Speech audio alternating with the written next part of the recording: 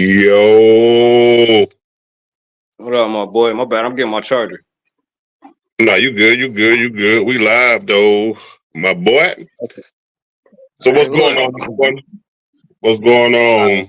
It's your host, Gator, and that's my boy, CDK, man. We in the building, man. Big Krizak. Don't tell me his phone died. Don't worry about it, y'all. Welcome to Certified Pressure Podcast. He'll be back on in a couple seconds. You're always having technical difficulties. There you go. There you go. What just happened, bro? Shit, I don't know. I thought I was in there. I don't know what the fuck happened. Nah, you blanked out on us. But yeah, we back. We back in the game. You probably gotta get in a stationary spot. Yeah, I'm trying to find my charger. I got you. You'll be up.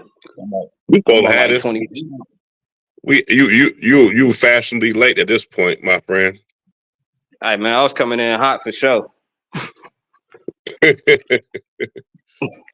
Oh, he coached 3 years in Golden State too. By the way, we had an off live talk about this situation.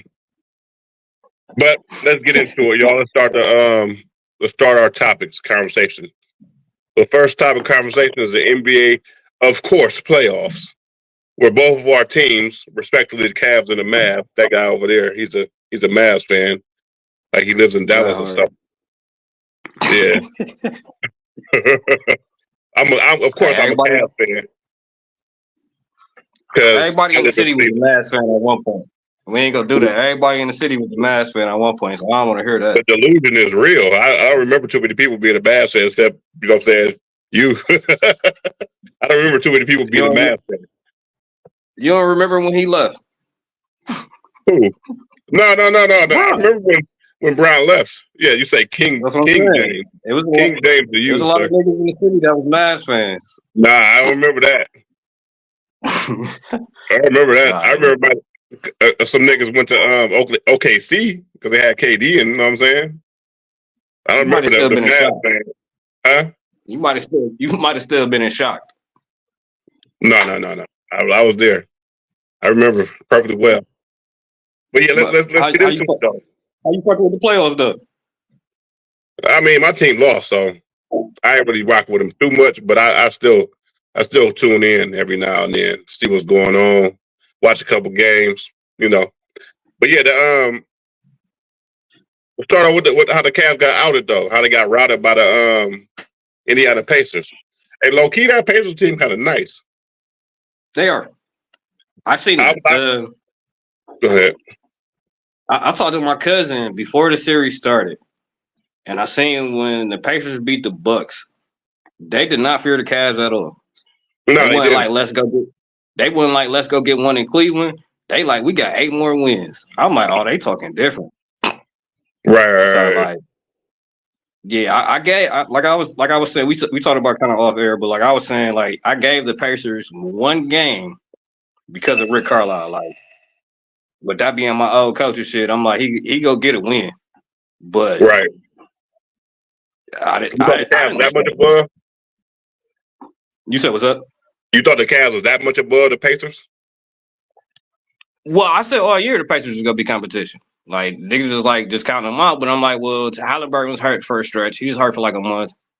But yeah, when I just looked at the matchup, I looked at it like, you guys have a great recipe with the 2 bigs, but you have a problem with the Pacers because they 2 bigs is Siakam and Turner, and they both can kind of shoot the 3.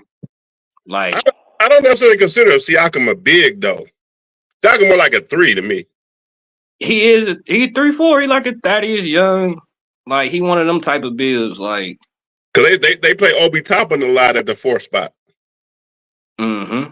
And somebody was like, Obi Toppin want to go get off. And I'm like, I don't know. Like, you got him back in Ohio. He gonna do some interesting things. You know what's good though? You know what I like about the Pacers though? Even though they beat my team 4-1, mind you, to me it had a lot to do with the injuries. Also, our bigs are relatively soft. And I do admit that. I don't know, man. I don't know if they're gonna ever get the dog in them. But at the end of the day, But what shocked me the most about the Pacers is that they play as like 7, 8 men down the line. They play as a team.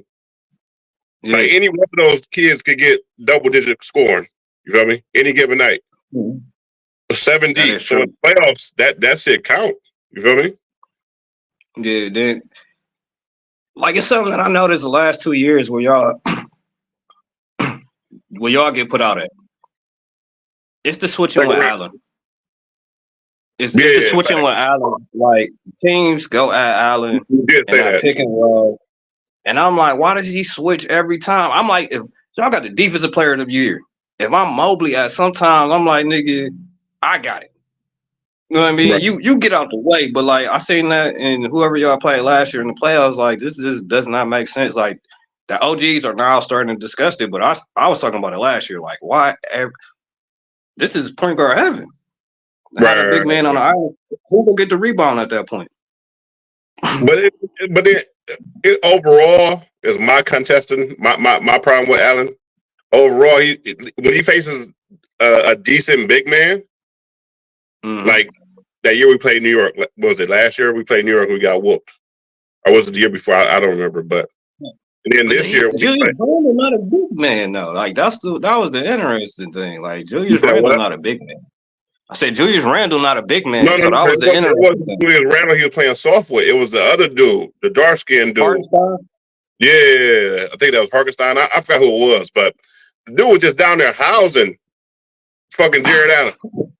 And then this series versus the Pacers, the series that just passed, in the semis, man, the big man was just eating.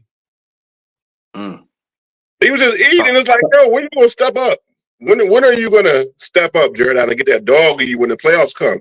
Then he had the audacity that one year when they played the New York Knicks. This motherfucker, the lights was too bright. I am never too bright. Oh yeah. What? I said, oh yeah, yeah. I would have. If I was the GM, I would have traded him right then and there. What the fuck you talking about? So, would you make a trade? So, like, that's the question. Like, do you keep this core together? Because some teams get better with chemistry. Hold on, wait, hear me out. Because some teams get better with chemistry and gelling. Yeah. But it's also the definition of insanity to keep doing the same thing and expecting different results. So, how do you feel? Well, I like that last point. The definition of insanity. That's not the real definition of insanity. That's what people say. But I rock with it though. At the end of the day, I think Jared Allen needs to be traded. I think as long as you keep like the fundamental members of the core, like the ones that's actually like pretty much gonna help your team get better in the playoffs specifically, like we could keep Donovan Mitchell, of course. We're gonna keep Mobley, of course. But I did see a theorized deal package that I would kind of agree with. So, Giannis Antetokounmpo, this is what I saw on one of the little programs or whatever that's floated around the internet, one of the little theorized trades. So they said Giannis is getting free agency or whatever, or he wants out of Milwaukee. So they said you could package Mobley up with a couple draft round picks to somebody else. I forgot who else they picked, and ship them all to Milwaukee. For Giannis, you feel me? Mobley and a couple draft picks, like first rounder, second rounder, and someone else for Giannis. And he would be like raw for Spider. Yeah, like, that'll be crazy. If you could keep that core, like if you keep now it becomes a Giannis and Mitchell show, and you got enough people to have a supporting role here. You feel me?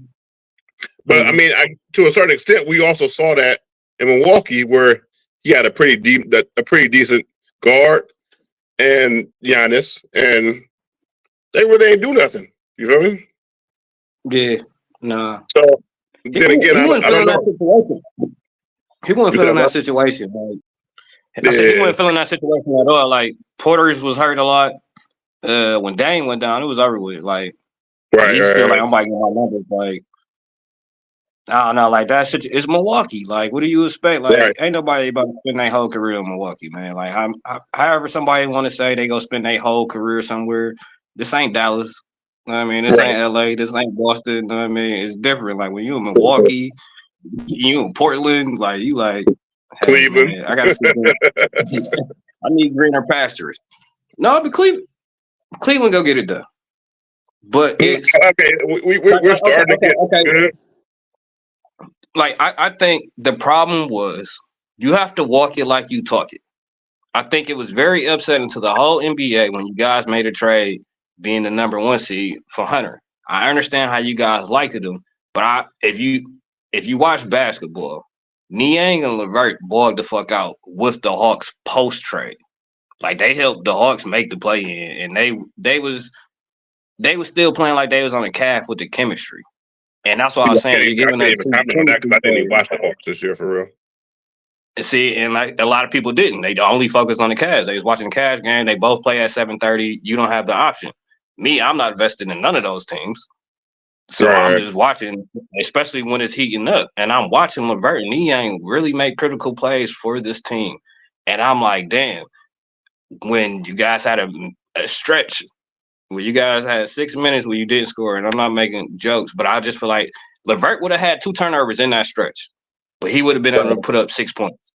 You know what I mean? He would have been able to be a microwave off the bench. And I'm like, it's also now you got the bench as 2 college kids, kind of, with Jerome and Hunter. Right. And that's the bench. Like, that's not really depth in the bench because you're running through Jerome and Hunter. So, like, I'm not understanding. And, like, I kind of seen it. Like, everybody's like, oh, they just waiting for the playoffs. But it was like, even Mitchell was like, hold up, wait. It's not right. But I think Kobe working. He trying to get it right. Like, yeah, but I mean, but Hunter came in towards halfway in. He came in late. So at the end of the day, it kind of was like he really didn't learn. He didn't learn his position in the offense yet. You feel me? So I give Hunter a chance. He's a very good basketball player. You feel me? Mm-hmm. It was just so late, and I'm like, well, no number 1 seed makes that trade. And personally, I don't really like what's his face? Who? Oh, but they shipped to Atlanta. LeVert or Niang? LeVert. Well, they both not. I'm not saying give them fucking 10 mil. I'm not saying that. And right now, money is through the roof in the NBA. I'm not saying that. I'm saying for the team chemistry, from what I've seen from you guys, from the outside looking in, the chemistry was through the roof. Like, yeah, but then that team chemistry failed. That team chemistry goes straight out the window because they don't have nobody that's like really enforcing it during the playoffs. Like, you got to have that shit in the playoffs. You feel me? Because other than that, it's just you're gonna do what the Cavs did, 4-1. I mean, injuries played a part too. You feel me? Yeah, I mean, it was Ty Jerome would have had some help. I put it like that. Because it was like Ty Jerome was taking 20, 30 shots, and it's just like, yeah. I'm starting to think that maybe they're not ready. Maybe the lights was too bright for all of them. Shit. I think that's like a curse at the point in time. Well, can I ask you this question? Go ahead. Could it be that we're witnessing Donovan Mitchell be this generation T-Mac or Carmelo? You could say that. You could say that. You could definitely say that. But I mean, but at the end of the day, though, I think they have the potential. I think they're like a piece or two away from being an NBA contender, a championship contender. You feel me? So if you was to trade, go ahead. First, I trade Allen. I would trade Allen and Garland. I would package them up because this playoff basketball, man. This is not regular season basketball. This is where you put everything that you got in their tank on this motherfucking line, and I don't see that from neither one of them. So going forward, you said what? We call that money time in Dallas. But go ahead. Right. Going forward, if you don't exhibit those characteristics, I can't. You know what I'm saying? We gotta find something extra. We gotta find something else to do. If I'm the GM, I gotta start looking for somebody that want to get that Dallas money time. if I'm the GM, the one championship Dallas money time. Hey, look, but you seen the role players step up. You seen the role players doing some phenomenal shit because they like, oh shit, we about to get paid, and they all got paid. They got Right. lifetime jobs. But Right. outside looking in, I know he's like somehow a fan favorite, but I never got jiggy with him. And Bud probably might chime in, and he probably gonna cuss me out. But the person that I would trade is Isaac Okoro. Like why That's decent, he right? still has value? Why he still has value? Just because the small forward position, like that's the same position your GOAT plays, LeBron, Durant. It's just I understand what he does on defense. Don't get me wrong, I understand, but his shooting, because he's supposed to be like a 3-and-D guy, and I know some Right. people gonna say ain't no such thing as a 3-and-D guy. Yes, it is. Who Like the Boris fuck's that? Diaw. Some people, you know what I mean, they might say is no thing, but it's like you would get drafted in the NBA if you can shoot the three and you can play defense. You have to do both. You can't pride your game on just one. There's literally people all the time. What are they talking about? I don't know, but I'm like, I gotta get rid of him. I gotta get rid of him just because I always looked at it like you're going against Paul George, Isaac Okoro versus Paul George 1-on-1, going down 2 minutes in the game, advantage Paul George. It's just he just with basketball, good offense always gonna be good defense. So it's like I'd rather be on the plus side in that small forward position, just because you need. What kind of trade value you think he would have? I guess you would have to package him with Allen, and some people are saying Ty Jerome. Like, how comfortable? But who would you be shooting for if you package Okoro and Ty Jerome? Like, I don't know who you'd be shooting for exactly. I don't know. Like, it would probably be another wing, definitely. But wing, I can't hold nothing against Kobe, man. He a good GM. For y'all to be in this position, I like Kobe Hartman. I like him. I like him a lot. Like he making a name in this league where it's like, well, shit. Yeah, he makes shit happen too. Like y'all as fans, fire the coach, get mad at the players, do not get mad at the GM. Right, facts. He giving y'all the pieces. He giving y'all the pieces. No, facts. So wrap this up. At the end of the day, I think they need to make a couple moves, get some little, maybe somehow get some backbone in their bigs. And I think we'd be cool at the end of the day. So going forward to our next topic, which is the rest of the playoffs. I like first to talk about this OKC versus the Timberwolves playoffs. You feel me? Mm-hmm. So my question to you, Crack, is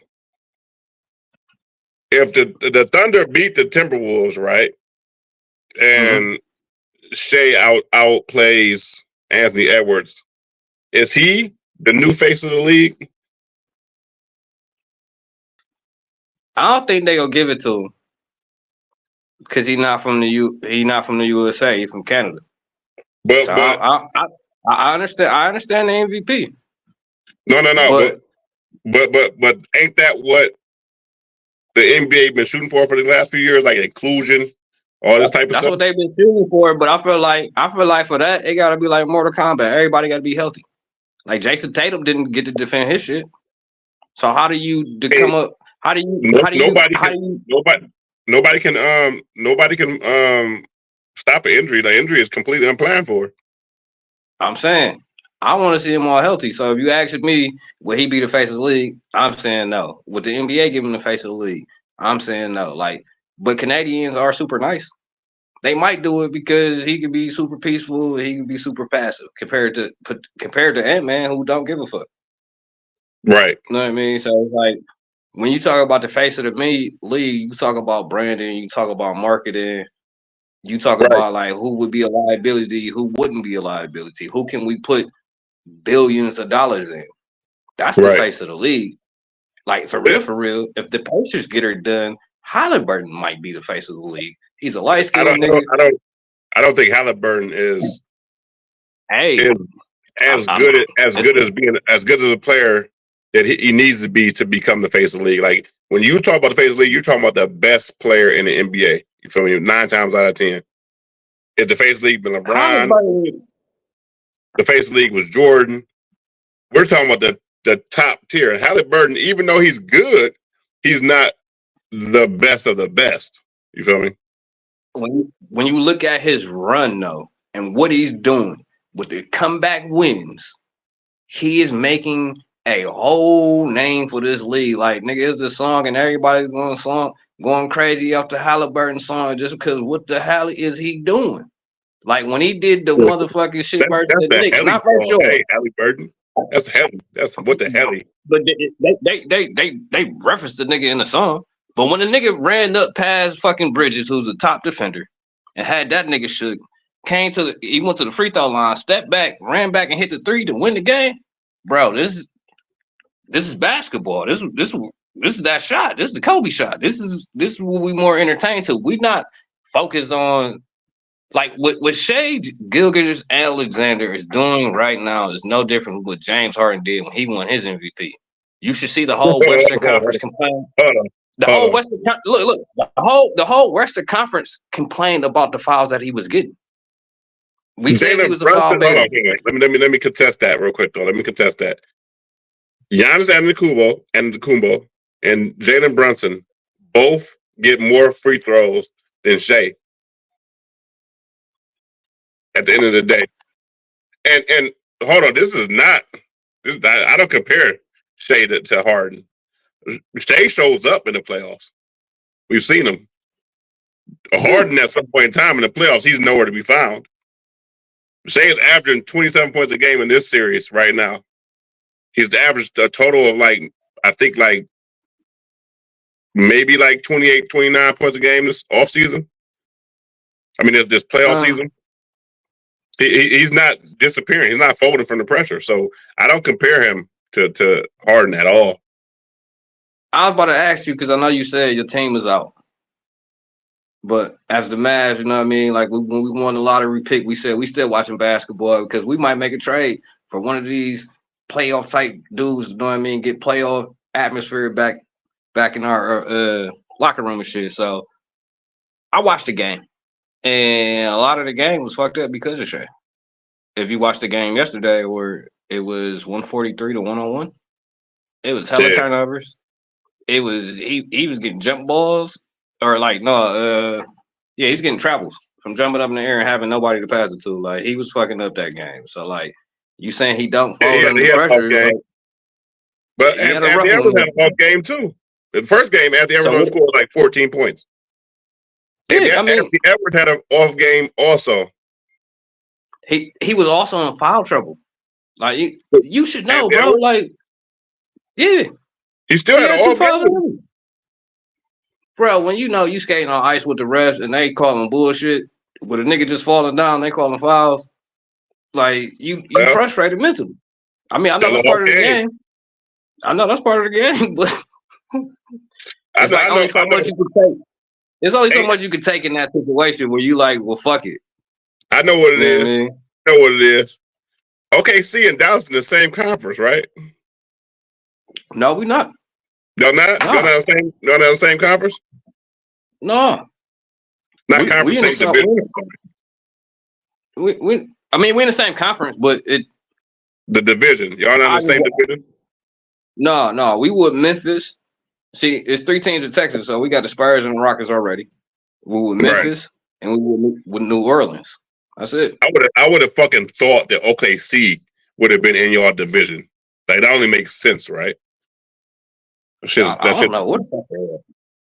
I don't know. They gotta be over there with Golden State. I don't know where they Let me see real quick. I only look at my division, so I know the Derek Lively versus Wemby matchup. You know what I mean? Like I know the Dirk versus Duncan, or I'll look at my division games. So like that's why I said I feel bad for Donovan Mitchell because you picked him and you had a rough little sports year. You know what I mean? With the A-Rod, with the Lakers, with the Bron. Hey man, calm down. You also got you have a great year. You have a great year. Did you have a great year? I don't think your year was that good. You lost.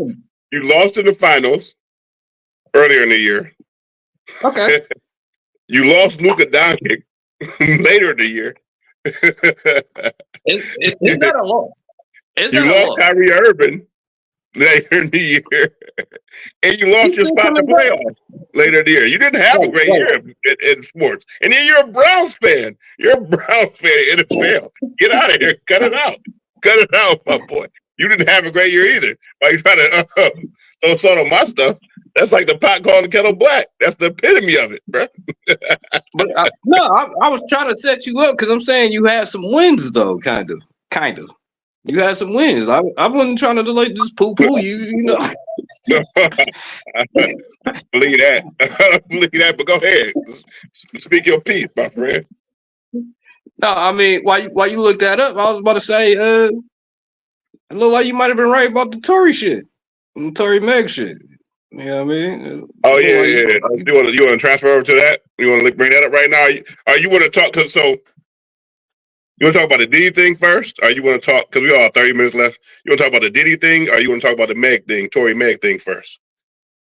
It don't matter. Whichever one. I feel like I segued it nice. I threw you a nice little alley oop from it, but it don't matter. Whatever you want to talk about. No. I really like your alley oop.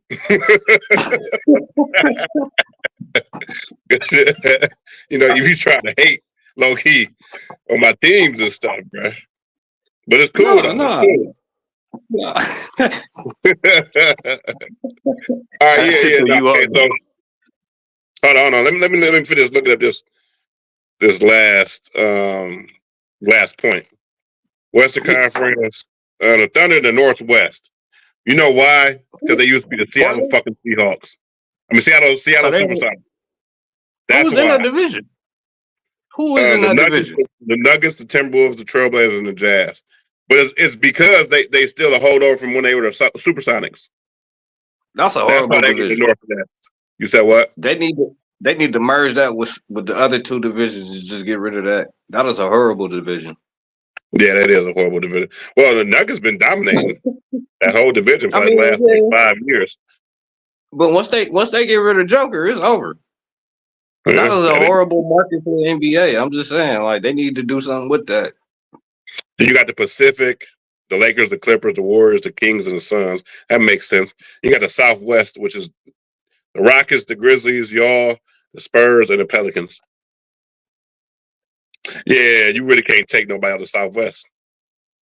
No. And as you've seen, for the last 29 years, the NBA players in the Western Conference either went through Cali or Texas. So, like, that's you love saying that. You love. Say that again. The last 29 years have been through where? Cali or Texas.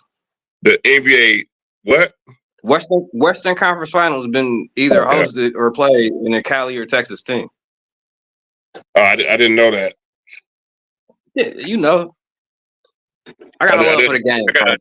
I gotta verify that. Gator, you know, I watch it all. I gotta verify that information. Yeah, go ahead, man. Go ahead. You take your time. I don't know. We'll talk about it next show. That may be, but I do trust you. I give you the benefit of the doubt. You feel me? Because you gotta think about the Spurs, the Rockets, the Lakers, and the Warriors. Yeah, I mean, I'm not necessarily contesting you. I just want to see if that's absolutely true.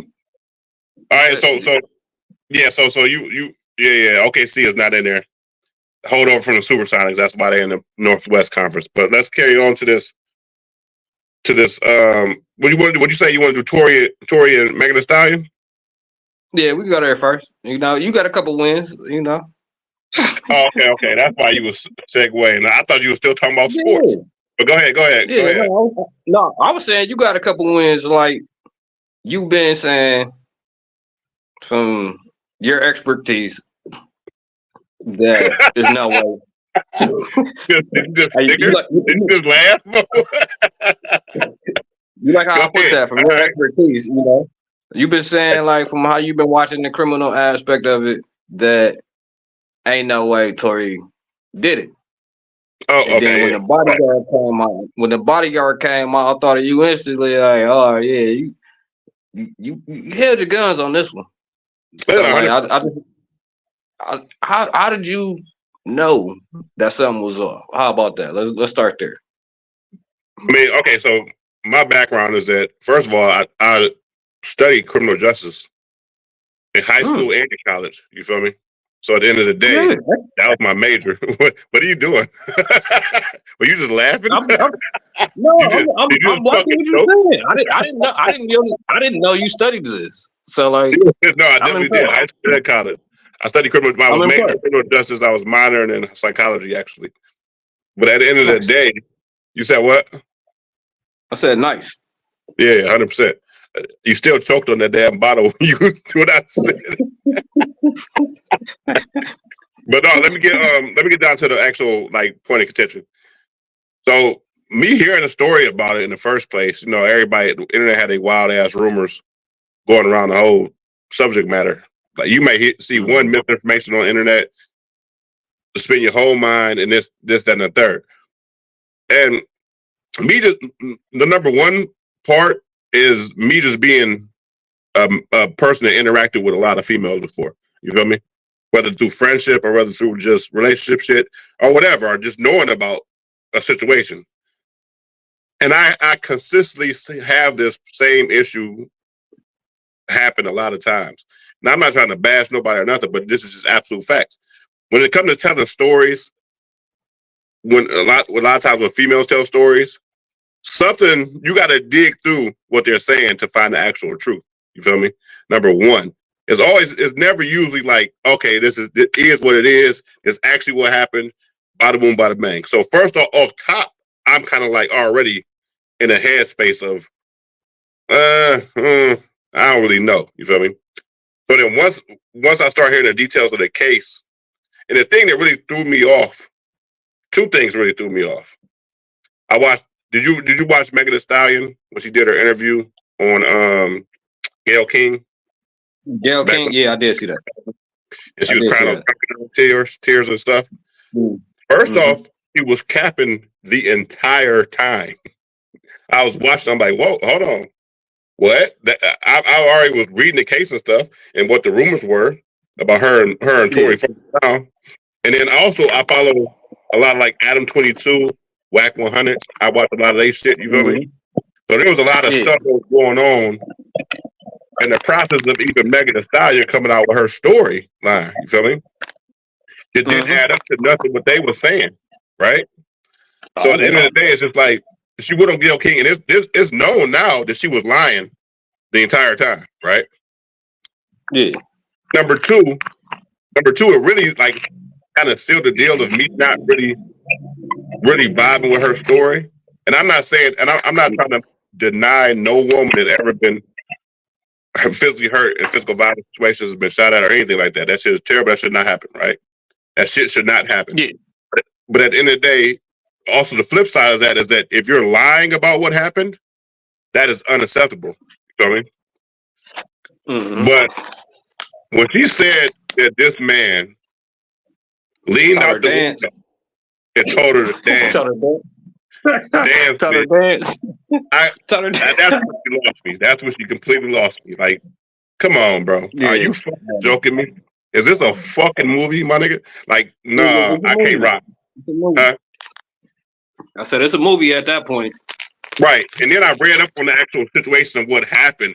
Like I saw like the actual reports of what supposedly occurred.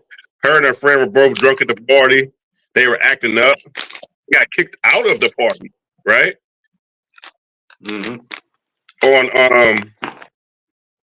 They actually got kicked out of the party. So Tory Lanez was escorting them back to wherever they was going, the hotels or whatever the case may be.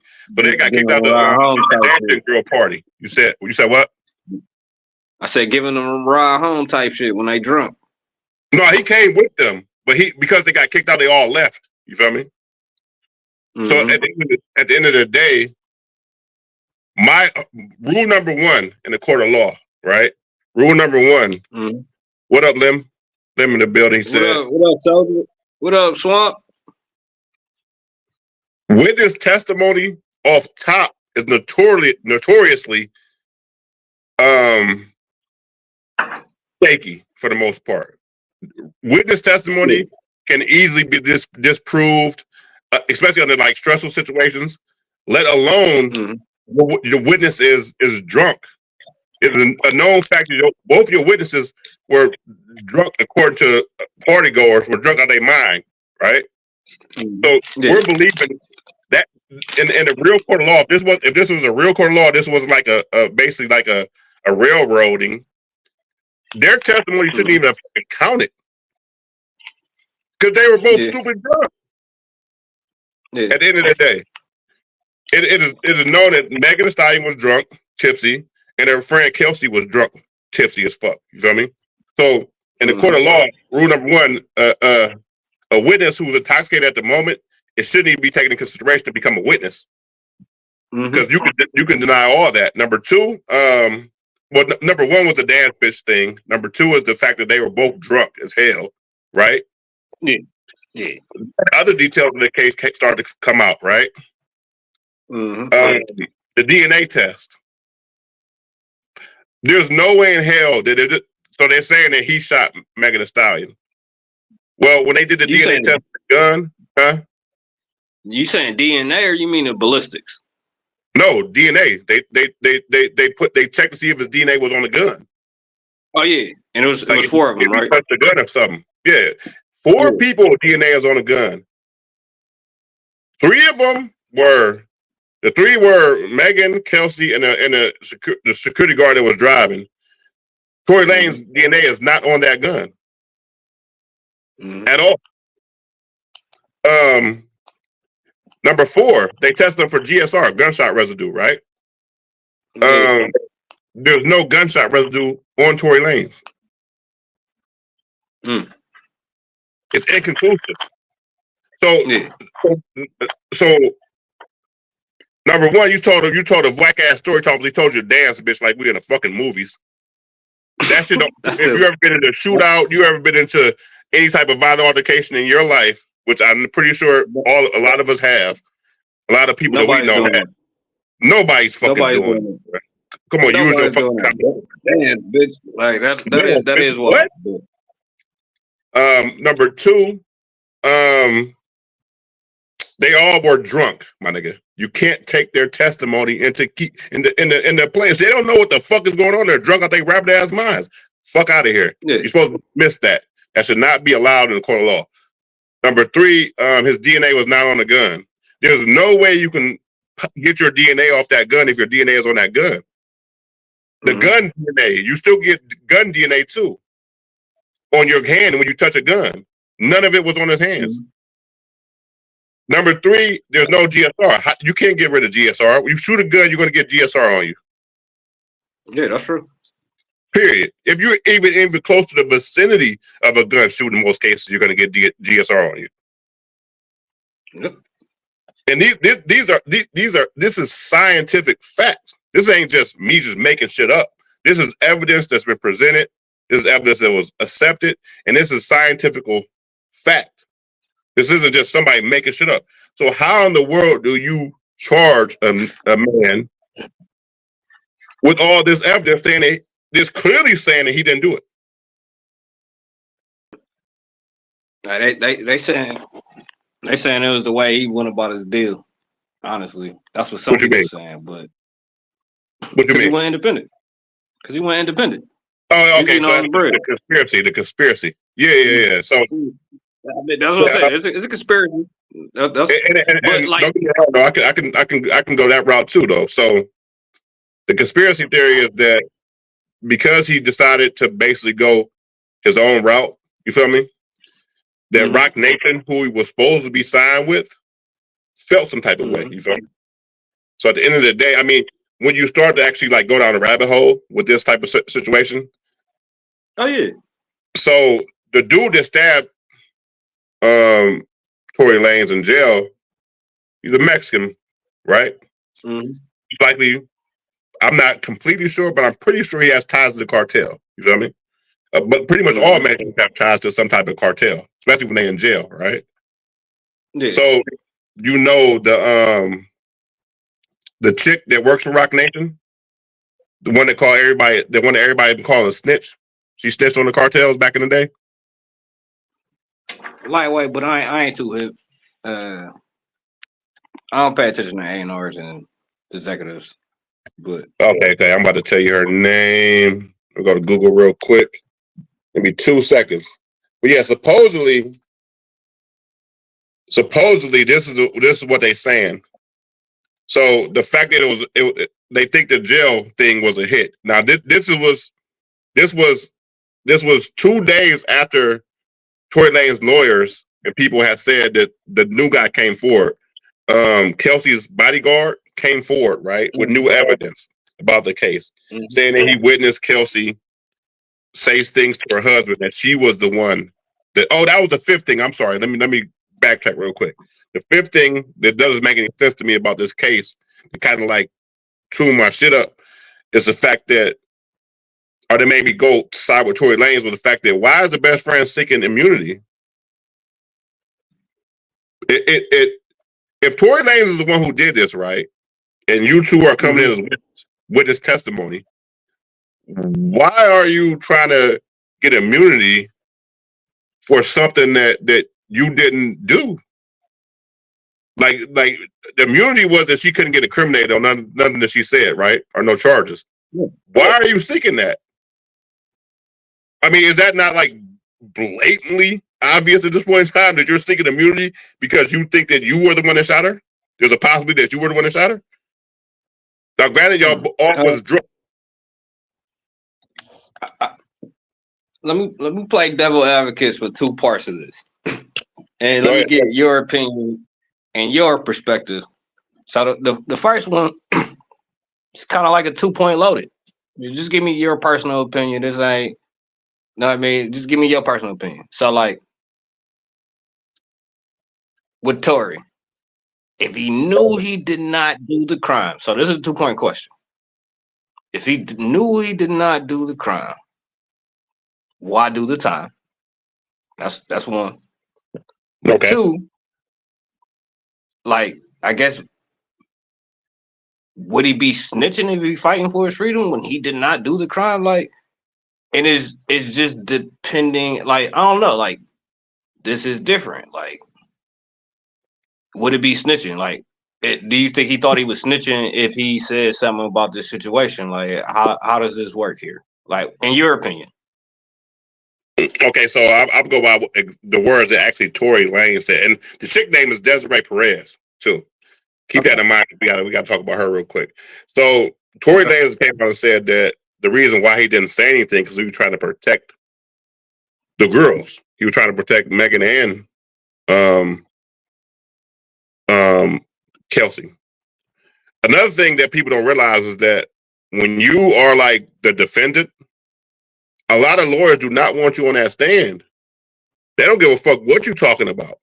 They don't want you cross-examined. They don't want you to mess up and give the prosecution a better case. So a lot of people don't even take that into consideration when they come to this type of stuff. How many court trials have we seen where the defendant never gets on trial? I mean, never gets on the stand. It's rare. You said what? I said we see it all the time. We see it all the time. Your lawyers are going to tell you straight up, do not get on that stand because they don't want you fucking up the case. This is why lawyers are shitty, in my opinion. No. It's if you do this. Go ahead. Hear me out. They're all in cahoots. They all know each other. It's just whatever you feel is right morally. That's true. But like, it's depending on the judge and your relationship with the lawyer. So like, my first case, and this is the reason why I don't fuck with lawyers, because I'm like, nigga, I ain't trying to see shit. But hear me out. I'm like, I ain't trying to see shit. Nigga, I got whatever to get me without a trouble. Any type of trouble. And he like, it don't work like that. He like, no, I don't. I can't guarantee you anything. So what am I paying for if you can't guarantee me you can't guarantee me nothing? Nothing. No type of guarantee whatsoever. So I think people need to understand that. Like, people be mad at their lawyers. They told you from the jump. It's gonna go down one way or other. And it's depending on the relationship that they have with the judge. So like, if they cool with the judge, they can tell you like, yeah, I can get on with this person. If they not cool, them niggas came in there smelling like alcohol one time, or came in there and had an episode, like, or the judges don't like them. There's some racist judges out there, some black lawyers. The criminal system is interesting. From somebody that. Well, my response to that is two different situational things, though. Like a lot of times, okay, so you as an individual person, as a normal person, yeah, you might come across lawyers because you're getting lawyers for your city who's been around the circuit, the courts around your city for years, more than likely, right? As far as we're talking about like a Tory Lanez type of figure who's rich already, he could buy lawyers from anywhere around the country. They don't necessarily have to know the judges and the lawyers in that specific district. You feel me? So it could be completely different. Like, for instance, P. Diddy, his lawyers come from all across the United States of America. They don't necessarily need to know the lawyer in New York City or the federal court judge that he's going against. The whole point in time, that's mainly what you want to. If you were in this particular situation like Tory Lanez, you want to get lawyers that they don't know each other. You feel me? So you can separate that whole thing off top, right? You can have an independent lawyer who's going to work strictly on the facts of the case and preach your best interest. You feel me? Not a person that's going to necessarily make a deal with the judges behind your back. You feel me? Make a deal with the prosecution because they all know each other. Now, normal average people, you're absolutely correct. That does happen a lot of cases. I've seen it. You've seen it. We've all seen it. But at the end of the day, when we talk about, we're talking about a whole different aspect here when we talk about these rich motherfuckers. They could buy lawyers from Timbuktu, right? They have nothing to do with these judges. Facts. So he still feel like he got shafted from his first lawyers, right? You said what? He still feel like his first lawyers didn't do him due justice, right? I don't know. I didn't really look into what he said about his lawyers for real. I think he fired his first lawyers, but it was too late. Go ahead, bud. Oh no. All I'm gonna say about the lawyers and all that. First, you gotta know the law. In fact, yeah, you gotta know exactly you gotta know the law, whatever situation you in. Fact. Man, I think I beat 3 pistol cases, no paid lawyers. Yeah. 3 pistol cases, no paid lawyers. And what y'all saying about them is true. Yeah, they know each other. They got connections. That's why I beat my second one, because my second public defender, she was a young white lady, and they was on her. Like, all other lawyers wanted to, you know what I'm saying? She really broke the deal down. Right. Yeah, man, know the law, and don't take the fishy deals they trying to give you all the time. I mean, you did shit, man. Sometimes you just gotta do what it is. But a lot of them deals, and you gotta think, man, these public defenders be having a lot of cases, and they deal with a lot of fishiness and like shit, man. Listen, sometimes they be trying to look out for you, like, bro, we take this to trial, it's gonna be a wrap. Definitely what you telling me. Hold on. Can I say this?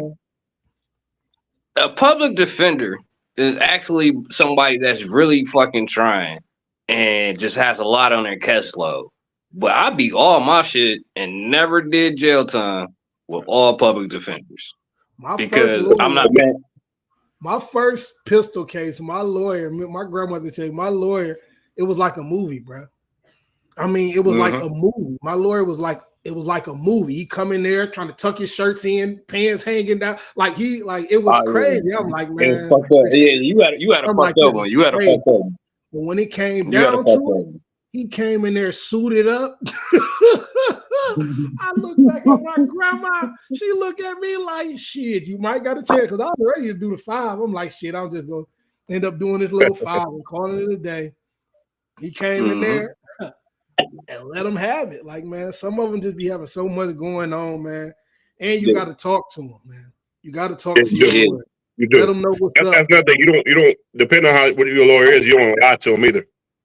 Yeah, you don't lie to him. You don't post a lie to him, man. And if you do lie to him, make sure you got the same story. Don't be switching your story up. Keep your same story. Because they probably they can't defend you properly. Definitely when it comes to police, and they gonna lie. Yeah, they gonna come in there. They definitely gonna lie. As long as you got your same story, man. But hey, watch Primer Field with Richard Gere. This is a little bit different, man.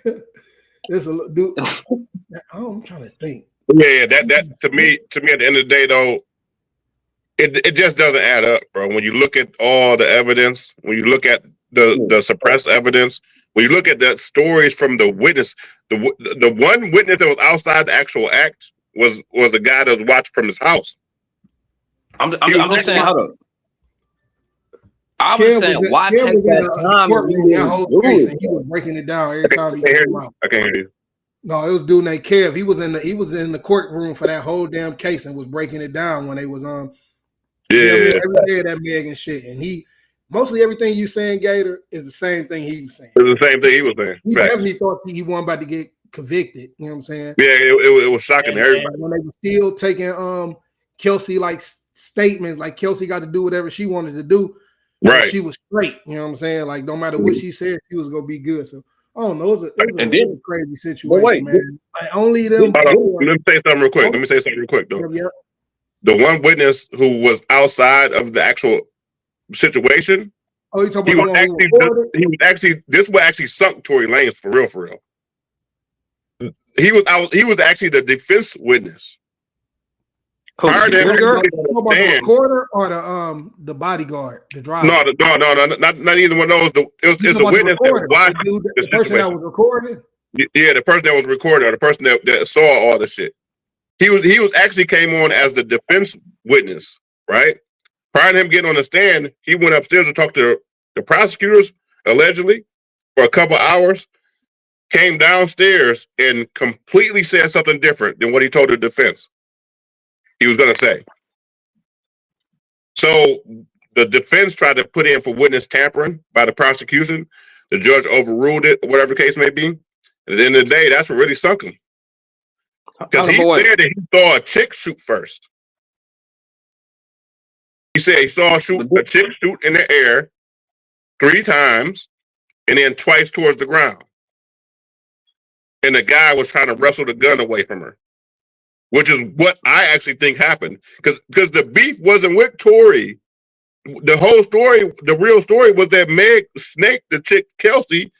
She snaked Tory behind the chick's back. It was fuck with. He was trying to fight the little Jenner.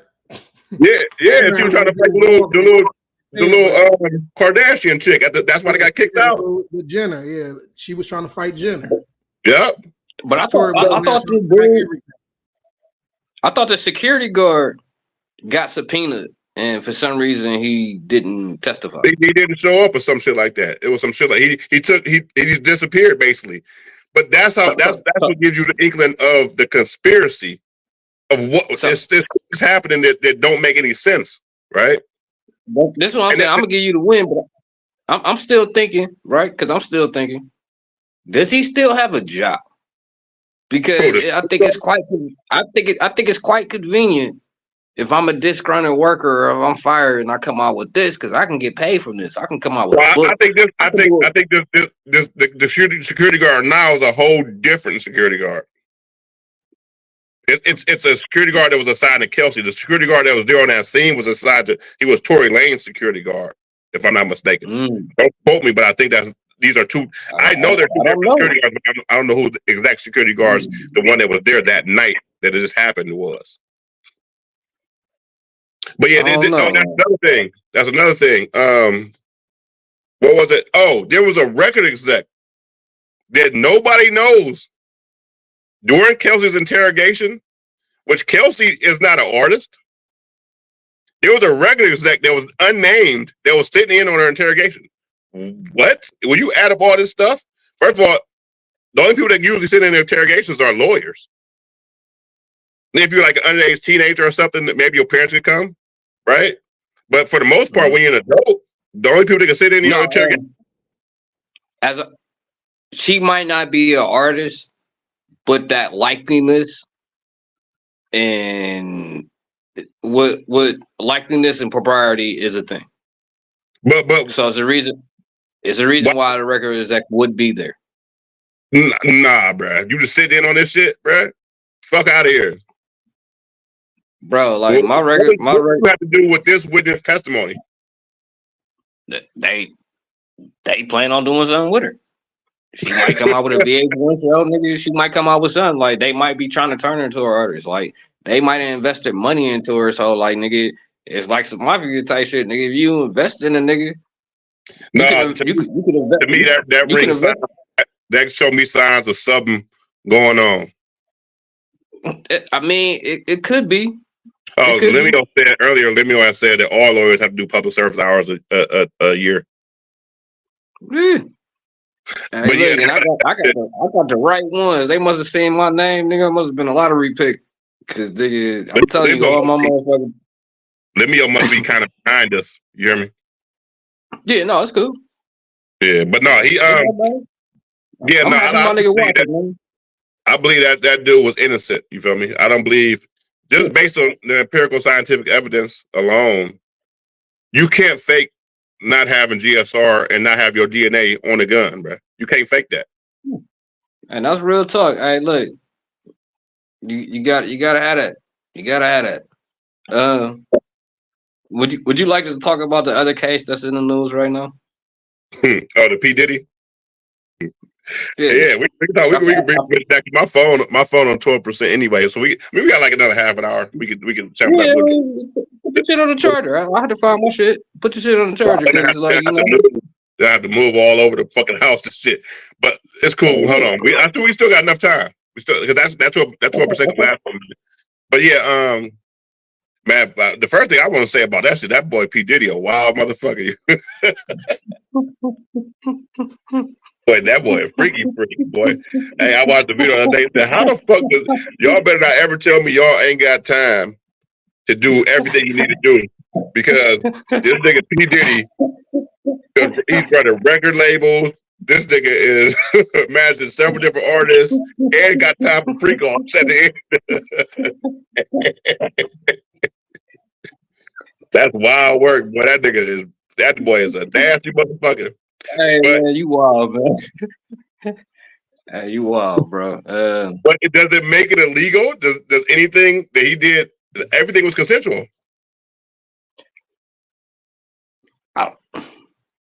I don't know. This is an interesting situation, kind of like.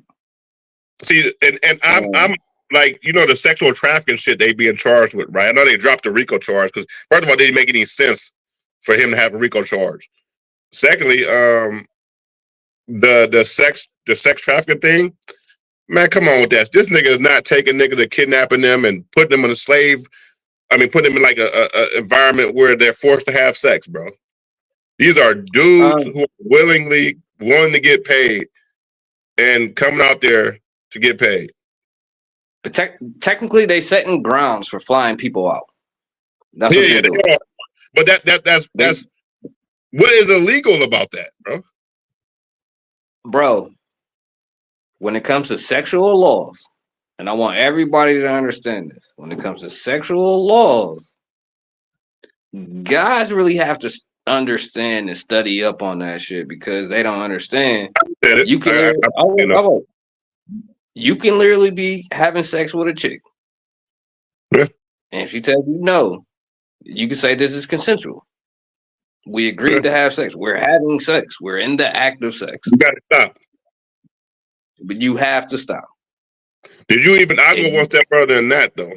Did you know that having sex with someone intoxicated is rape in the state of Ohio?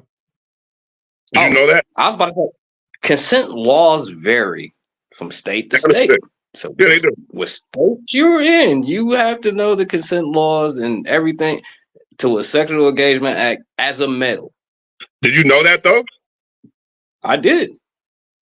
Having sex with anyone that's under the influence is considered rape because they're not capable of making a consensual agreement.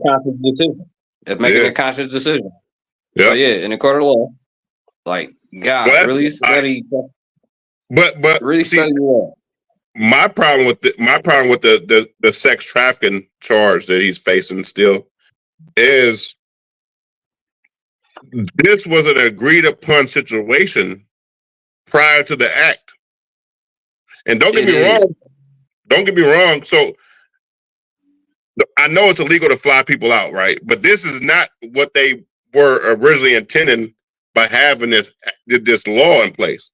This law is, I know it covers a wide variety of type of sexual activities, but this law is mainly about little girls getting kidnapped, prostitutes being against their will doing stuff like this. You said what? I said I know. And Yeah. can I say this? Go ahead. With the Diddy case and the whole Diddy situation, Go ahead. I don't like to follow any of these headlines or anything like that because I feel like it's just the freakiest audio book ever made in a court situation. That nigga nasty, So man. I don't read audio books in the sexy genre or whatever, or erotica, whatever the fuck that it is. Like, if you're following this case, some people are following this case to see how wild this shit got. Yeah, that's what I think. That's what to be honest with you. Yeah, so like it's just like, well, you might have a little inner freak in you that you don't know about. You might get in your 50s and start getting baby oil. Who knows?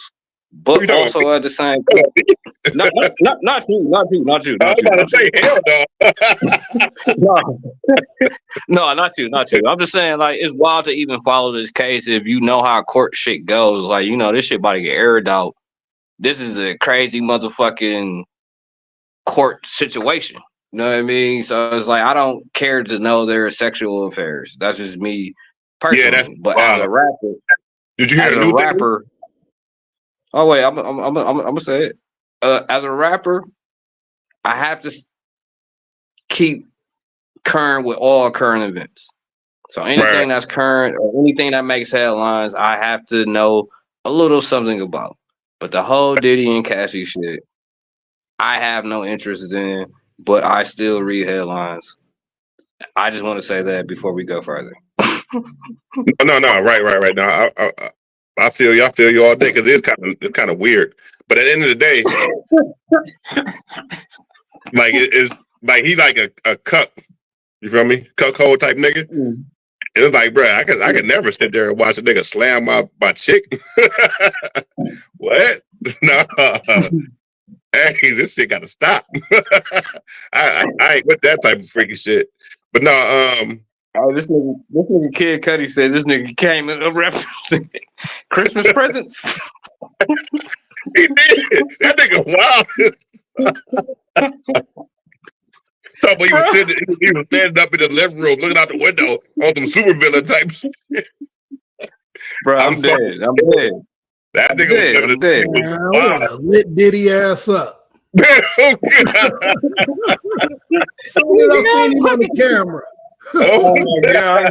I would have threw hot piss on that nigga. Like, bitch ass nigga. He did not hold it down for the record. Hell no. I don't even think MGK would have let Diddy run up on him like that. Hell no. You gotta be fucked up. Yeah, but no. So, the new shit is they mentioned Lauren London in the case. Because I guess Lauren London and Cassie like best friends or whatever. So they saying now that Diddy was creeping with Lauren London behind Nipsey back. Oh shit. Oh, some sneaky shit. Yeah, hey, but wait, sounds crazy. But as far as him getting Nipsey killed and all that shit that they spreading now, nah, that's wild. That's wild work. That had nothing, no puff. So that's like crazy. The only question I had about this case, right? The only question I had about this case. I'm still laughing about you talking if you was unwrapping Christmas again.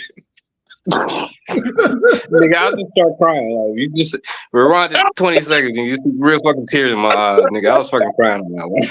Want to punch that nigga so hard in his face. What's wrong with you, nigga? Hey, stop it. Man, that nigga is disrespectful. What is he? What is he? Oh my gosh. Oh my. Oh no. You know another funny thing though, for real, because I was reading up on the little case. They said one of the little prostitute niggas was saying like Diddy would be like, I guess when Cassie and the prostitute nigga was having sex or whatever, Diddy would be saying shit to her, like whispering to her. I said, what was he saying? Like, take that. The Punisher nigga.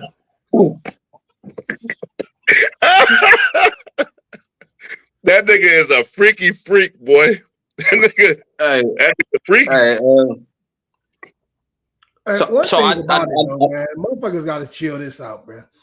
Just because a motherfucker at his parties, they not doing that shit that he on. That's parties, nigga. Even my own parties I didn't have. I wasn't indulging in the shit niggas was doing in the front when I was in my room. Like, and that's if you even knew. Go there, bro. Yeah. Like people said, bro, it's another room. Like you go upstairs, you go over there, and shit. Just because you in that party don't mean you going there and going in them other rooms. They're for people that's getting chose. That they know. Like, I honestly, when you having that type of party, you have people sign NDAs. All that shit. Or NBNAs, what you call it? Motherfuckers want to do that shit, man. NDAs. Motherfuckers want to be famous. They do what they want to do to be famous. Trust me, it's a lot of parties that go on like that. Diddy parties. No,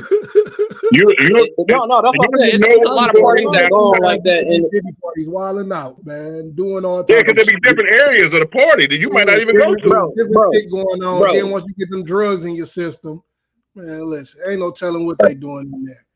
Right. Bro, like it's really like this, nigga. You get to the party. I'm trying to put LeBron in that shit because Savannah wasn't going. No. You definitely gonna tell him. Go ahead, tell him what you told him. No. I'm saying how I go was like, yes.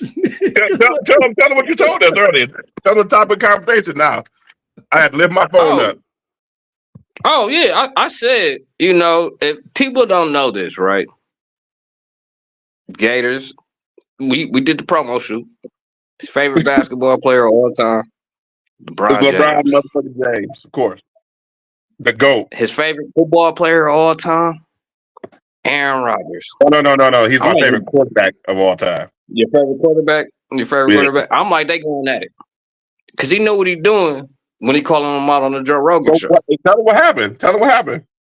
Okay, so if people don't know this, Joe Rogan was talking about like celebrities being at Diddy parties, and he was on the show with Aaron Rodgers, who this has been his second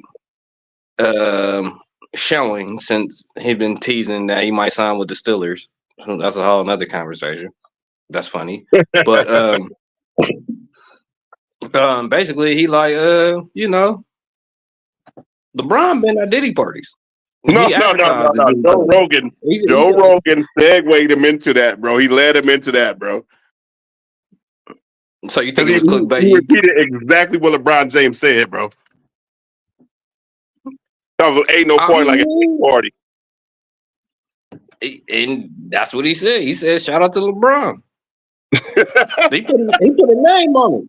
Hey, look, it's different when you put a name on it. I come from different parts. When we put names on it, know what I mean? It's different. You sending it directly. Go ahead. Know what I mean? So when you sending it directly, like LeBron, like it's a clip. You guys go out there and see it, But I just feel like this is funny because your goats is beefing. I just want to know whose side you got.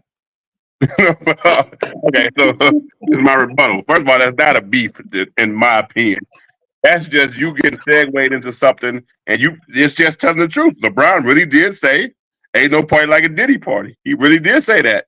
But how many celebrities been in Diddy parties? Let's be honest here. No, I don't know. It's probably the majority of ones we know that's celebrities now, bro. It's probably been a whole hell of a lot of them. You feel me? Did every celebrity engage in, like Bill was previously saying, did every celebrity engage in this nonsense? Even his own bodyguards said in some cases they didn't even know none of that shit that was going on. So a random celebrity is going to know? They're going to be invited to the freak offs? No, I don't believe that. For the most part, I think the freak offs were done in privacy. You feel me? I don't think everybody that went to a Diddy party was exposed to some weirdo ass shit at the end of the day. I think at the end of the day, if we were ever rich at that point in time and we were invited to a Diddy party, we might have went to a goddamn Diddy party. You never fucking know. You know what I mean? Yeah, we would have stayed. We would have stayed off to the side. You already know. Like we've been in a lot of parties. We would have been once it got too freaky. We would have been. Hey, I guess time to get a body. Niggas would have been on camera leaving with Ciroc.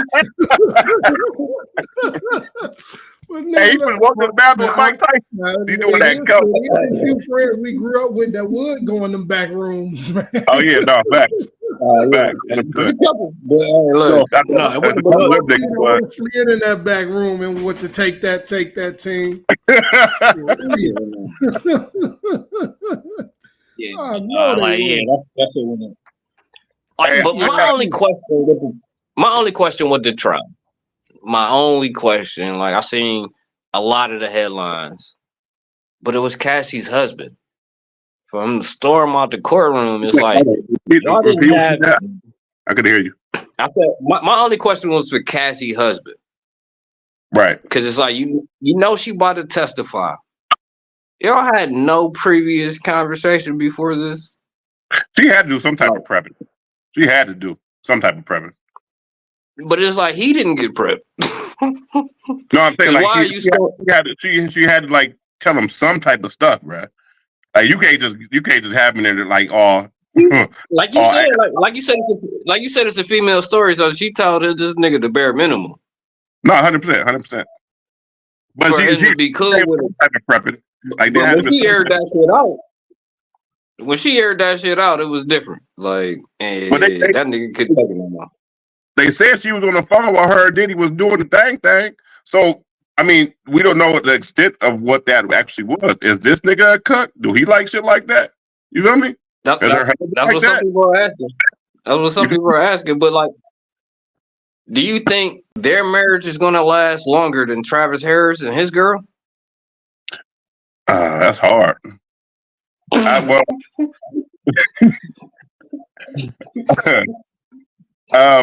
Hopefully Travis Harris and his girl, you know what I'm saying, don't feed into what the narrative is, and hopefully they, you know what I'm saying, have a healthy relationship. I'm rooting them on. So I'm a root for them to actually last. As far as Cassie and her old buddy, her husband, whoever this dude is, I don't even know his name, but it's like, one thing I know is that once you reach a certain level of freakiness, you don't never go back, bruh. They say that what? You said what? You say? No, I said they say the husband with all that shit. I was saying that's what they said. He I don't know. I just feel like Travis wild to not get the prenup, man. She might get the freak offs. Because you know she was actually requesting the freak offs. Diddy is guilty, but he's not guilty on no RICO. No, he definitely not guilty on the RICO shit. But all the other shit, he might get charged with some other shit. You know what I'm saying? But I think that's why niggas just watching that. Hey, low key though, getting charged with no RICO. Low key, the feds getting their ass whooped though. He gonna get charged with something, but the feds in the actual process, the overall case, they losing. Cause they tried to paint a picture that he was basically like forcing Cassie to do all this type of shit. You feel me? Right. He letting it know. And through the text messages showing that she was with it. So it's like you can't tell them that, you can't say that he was actually the person that was making her do all this shit no more. So now they got to move on to like the next charges and shit. Now they got to move on to the arson charge with Kid Cudi. You feel me? And how Kid Cudi got bullied. Kid Cudi. so that's the question that's been going around. They saying Kid Cudi. Do you think Kid Cudi snitched? No, I don't know what he did. I'm not gonna say. I just feel like who expect Kid Cudi to be on that? You know right. that is the stuff. This is Miss Mescady's kid. This is Miss Mescady's kid. You said it's what? I said this is Miss Mescady kid. So we're gonna start there. But like, I said this is Miss Mescady kid. Like, who the fuck is that? It was a teacher that taught music in the Heights. Like, it's he had a well-being. Like, it's nothing physical. He never did nothing. But like, it's the fact that he felt like he had to address his fans after he did it. Oh yeah, I He saw that. testified. Yeah, I saw that shit. It's like that could just let you know what type of realm he in. Like, why you were addressing your fans after you testify. Like, Also, thanks for all the support and love. like, were you abused? You're the abuser. Like, I don't understand how you let a nigga run into your house and open your for the life of me. Hey, that nigga is wild, bro. Like, you watched this happen. And he said all of the presidents, like, after one. Wasn't somebody there? Wasn't somebody there? Like, I don't know, man. After this nigga, Yeah, I think somebody was there. Because I think they said that he somebody opened the door for him. He like pushed past him to get inside the house. Oh my God, bro! Because like how can we get inside the house? Like, that is the wildest fucking story I'm gonna probably ever hear, man. Hey, listen, I can't. I wouldn't give a fuck how many security guards you got. None of that type shit. I can't get past that, bro. No, that's wild. That's wild work. Like, you open my kids' gift, nigga. I'm about to shoot your ass. Somebody who shot this nigga is definitely capital defense. You feel me, bro? It is no way a nigga is running in my house and opening Christmas presents. I promise you. Like, I know Kid Cudi's from Shaker. He's from Cleveland, and I don't know how far this shit going. They're standing there like, do not try to think Cleveland rappers will let you run up in their house and open their Christmas presents. Nigga, that shit does not happen. Like Dr. Evil and his bitch. The nigga said what? The nigga said he had his hands crossed looking out the window when Kid Cudi came in. This is why Cleveland don't claim this nigga. This is why we don't claim this nigga. It's different. Like, we don't claim a lot of niggas. We don't claim Kid Cudi. When a nigga had the fingernail polish on the wedding dress. Cut all ties. Hey, no, hold on. Diddy took an L for that one though, because you did all this shit over a bitch. You out of control. Diddy did take the L, but I'm just saying, like, I feel like this is a mutual L. This is a mutual L. You let a nigga run and take your mother presents. Hey, Diddy was a wild nigga, bruh. Diddy was wild as fuck. What is he on, bruh? Diddy always. It is no way, man. Gassy shit. I ain't even act like, man. Listen, bro. I watched Diddy be a piece of shit since I seen Diddy. Like, Diddy always been a piece of shit, and definitely with up and coming artists, bro. Yeah, no, I heard a lot about Real back in the day when he was getting about their money. This Keisha, Cole, and all time, like, bro, I done seen Diddy on some like this. I would have never found the bad. You know what I'm saying? Like, bro, come on. You say niggas watch Making the Band, bro. First of all, some cheesecake, boy, I would have said. I never walk into no goddamn cheesecake, bro. Like, we just talk about it. Hey, I'm out. Hey, send me home. Bitch ass nigga. Still fuck about those. This is not worth that. Hey, give me 1 second. I'll be right back. So I got another point of contention. Y'all remember the dude who shot up the Trump hotel? Yeah. Back in 2018? Give me 20 seconds. I'll be right back. Do you remember what his interview was? No. So I posted it earlier, but I don't know if you saw it. So the dude that shot up Trump Hotel like 2018, when they did an interrogation on him, the exact thing that's actually coming out in this Diddy trial, he's saying he was one of the niggas in his interrogation. He said that he several times went to Diddy house and had sex with Cassie while Diddy watched, and Diddy part of a certain group of people called the Boule, which is like the Black Illuminati. And on top of that, though, he said he felt like he was sex trafficked Bruh, you gotta watch the interview, bruh. This shit is crazy because I didn't even know it was like related at no point in time. And I posted it yesterday. I sent it to you. But this nigga said back in 2018 when he got arrested for shooting up the Trump hotel, he literally breaks down what happened between him, Diddy, and Cassie. And he says everything that's going on in the trial now. He literally says it verbatim, word for word. The nigga says that he would be fucking Cassie or having sex with Cassie or whatever, and Diddy would be sitting there watching him, jacking off and telling her what to do. The dude who shot up the Trump hotel back in the day, back in 2018, and went to jail for mass shooting or whatever,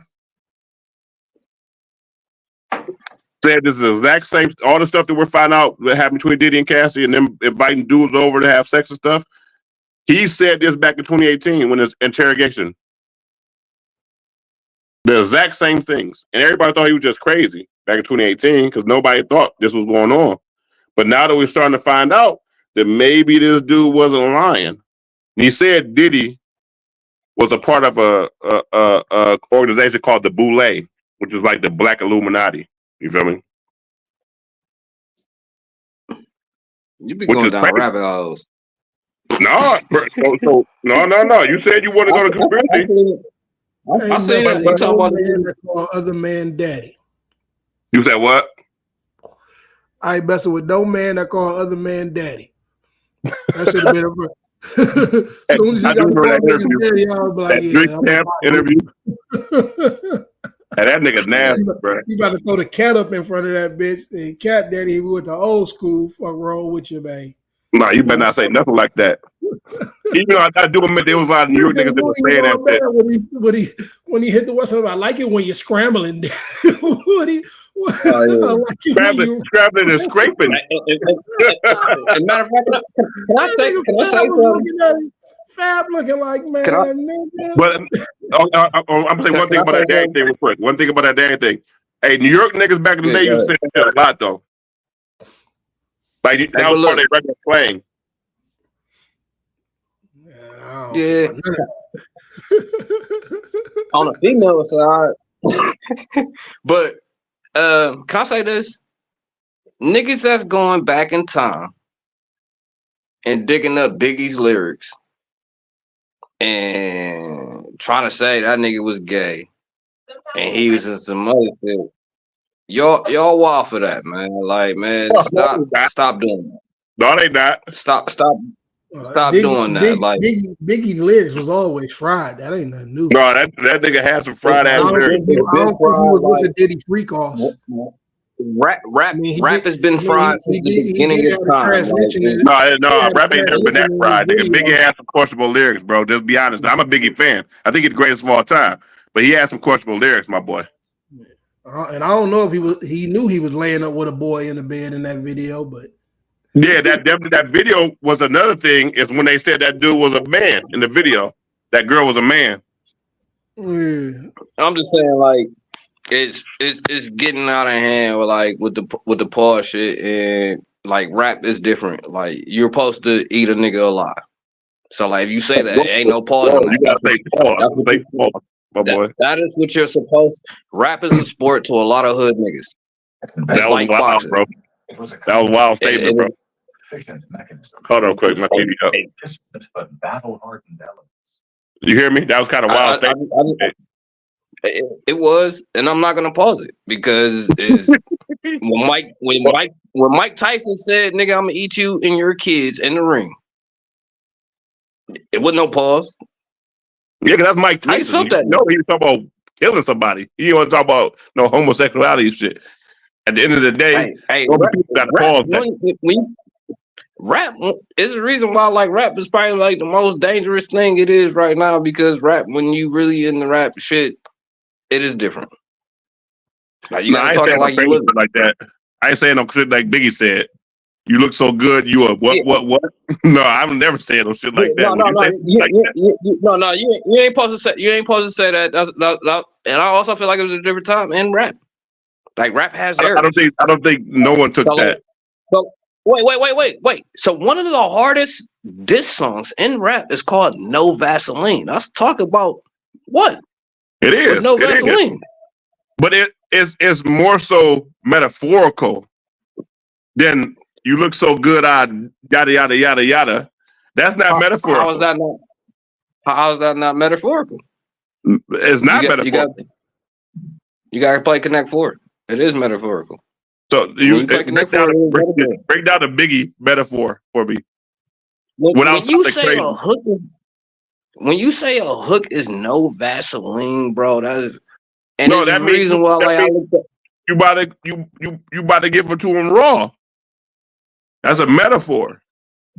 But you're talking to niggas. You're talking to a group of niggas, and you're saying you're doing no Vaseline, bro. Like, but hold on. In comparison, I ain't with the pause era. I ain't with the pause era because I don't be thinking about dick. Exactly. Why would your mind even be there? It's certain shit that you say, man. That Biggie statement was completely left field. Pause and saying pause for no fucking reason. Like, man, there's certain shit. Like, bro, like you can't say nothing. So hold on, you're trying to tell me that Biggie statement wasn't a super pause moment, my nigga? I mean, for nowadays it is, but no. If he was talking about rapping, are we talking about the same thing here? Are we talking about? I don't want to repeat it, but are we talking the same thing here? We're talking about rap. We're talking about rap, baby. We're talking about the same specific thing because this was no pause. This was just crazy even to say, bro. Man, the nigga who made the pause game. What time frame? Wait. The nigga who made the pause game or the nigga who made the pause game popular? Cam. No, they actually they attributed the name that. It's a Harlem thing. It's a Harlem thing. So like all of them made it popular. Dave Dad said he the one that made it. He did. He been saying pause for a second, but the person that polarized it was Cam. Was Cam. So Dipset. So this nigga has a song on SD&E where he doesn't rap like the SD&E. You know what I mean? I've been drinking. You know what I mean? I'm going through a lot, but you know what I mean? He has a song on there where he's talking about incest and fucking his auntie. Where's the pause in that? That's not this homo. Is how crazy rap. That's not a pause moment. Fucking your auntie. Pause is strictly for like homo stuff. I understand. But if we're critiquing rap lyrics and you're talking about fucking your aunt and you're talking about fucking incest, I mean, that's wild too. It's like that's super wild, bro. Like this song, this song. You gotta admit that when you can't give excuses for stuff being wild either. You saying Diddy people gotta chill out on Puffy? I mean on Biggie? No, all that I said wild. On Biggie. I said on Biggie. I said on Biggie because it's different. Like it's the cannabis. It's like cannabis. Like people be going back on the cannabis line. I feel like rap was different at that time. Like rap is a sport for some people. What did cannabis say? He said, "I'll eat your ass." Live too, my boy. If you go through rap, you go find some shit like that. Yeah, but even the artists know what we're talking about. As me listening to rap, even back then, it was like, nigga, what? What is he talking about? It wasn't no different. This ain't mean nothing different back then. It was the exact same meaning back then. If you take one line out of rap, you can take anything out of context. Look. Tavi Will, I'm sorry if I'm not pronouncing it wrong, if I'm not pronouncing it right, but he say, "You look so good." Boom, boom, boom, boom was an extreme simile to express how bad this bitch was. Yeah, it was. Even back then, it was extreme, bro. It was an extreme metaphor, like you said. No, okay. He said it was a metaphor. He's saying it was a simile. It wasn't a metaphor. It's saying how bad it, bro. Like that's not a metaphor. It's the delivery in it. It's the delivery in it. Like that's no Vaseline. That's you giving it straight. You're gonna find over 1,000. Okay, hold on. You're a rapper. You're a rapper. Yeah. Would you use that line? No, I would not. I know you don't feel would. like I gotta. I don't feel like I gotta go there and get my point across. Like that is crazy work, my boy. Like honestly, I probably only did like 4 R&B songs in my life, so like I don't even go that path. So That was like an R&B song? I don't really remember the song. What song was that? It was a freestyle actually. Okay, no, that was a song. I remember that was a song because I remember the video. No, was that a video? It was a song, but it came from a freestyle. Right now, but I remember that being a song. It was a song, but it came from a freestyle. Okay. Yeah, that was. I ain't with that though. Like, come on, bro. That was kind of crazy for I mean, like I said, a song called "No Vaseline," directed at 4 different guys, is one of the greatest top 5 songs in rap this history. But I think that was more of a metaphor than it was an actual thing. Was just telling them they getting fucked by the industry raw with no Vaseline. Okay. Will said, I feel like pause about that. Yeah, it wasn't. It wasn't. You might say he was gonna fuck him. With no right. I took that as more of like he's saying it metaphorically, like you might give him wrong.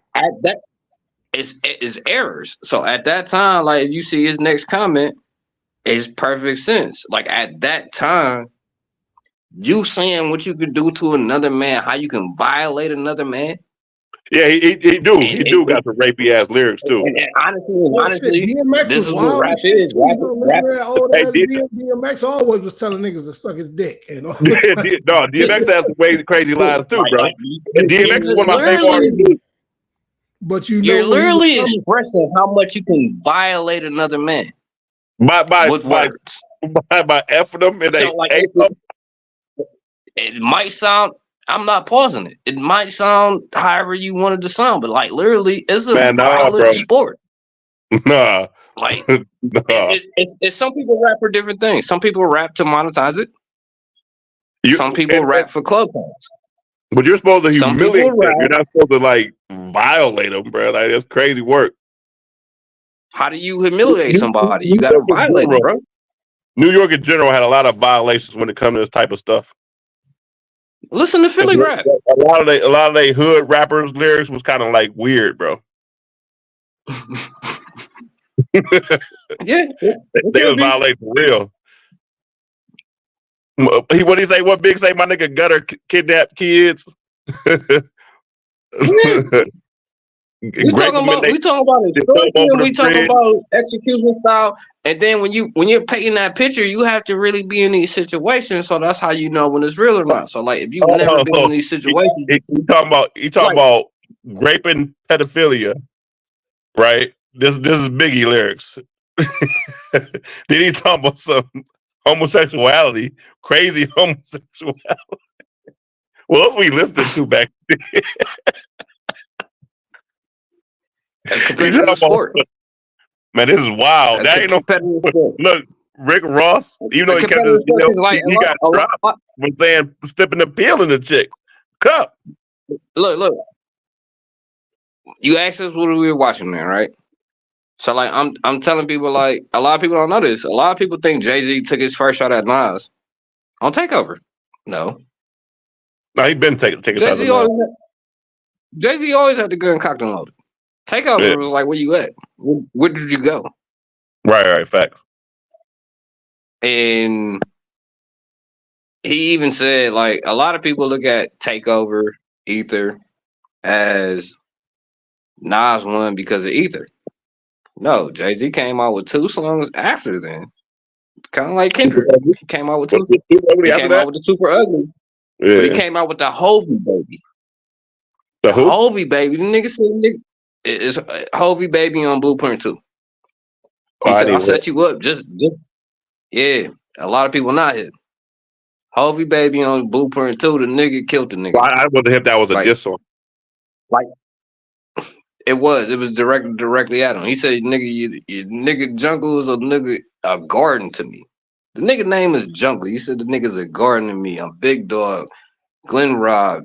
You little niggas a fleet. Like the nigga was attacking that nigga, fucking throwing jabs, combos. Like the shit is boxing, bro.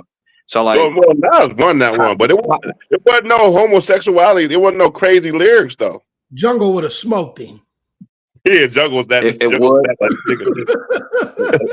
nigga. It was crazy. It was crazy shit. So like, I want to put the pistol on him.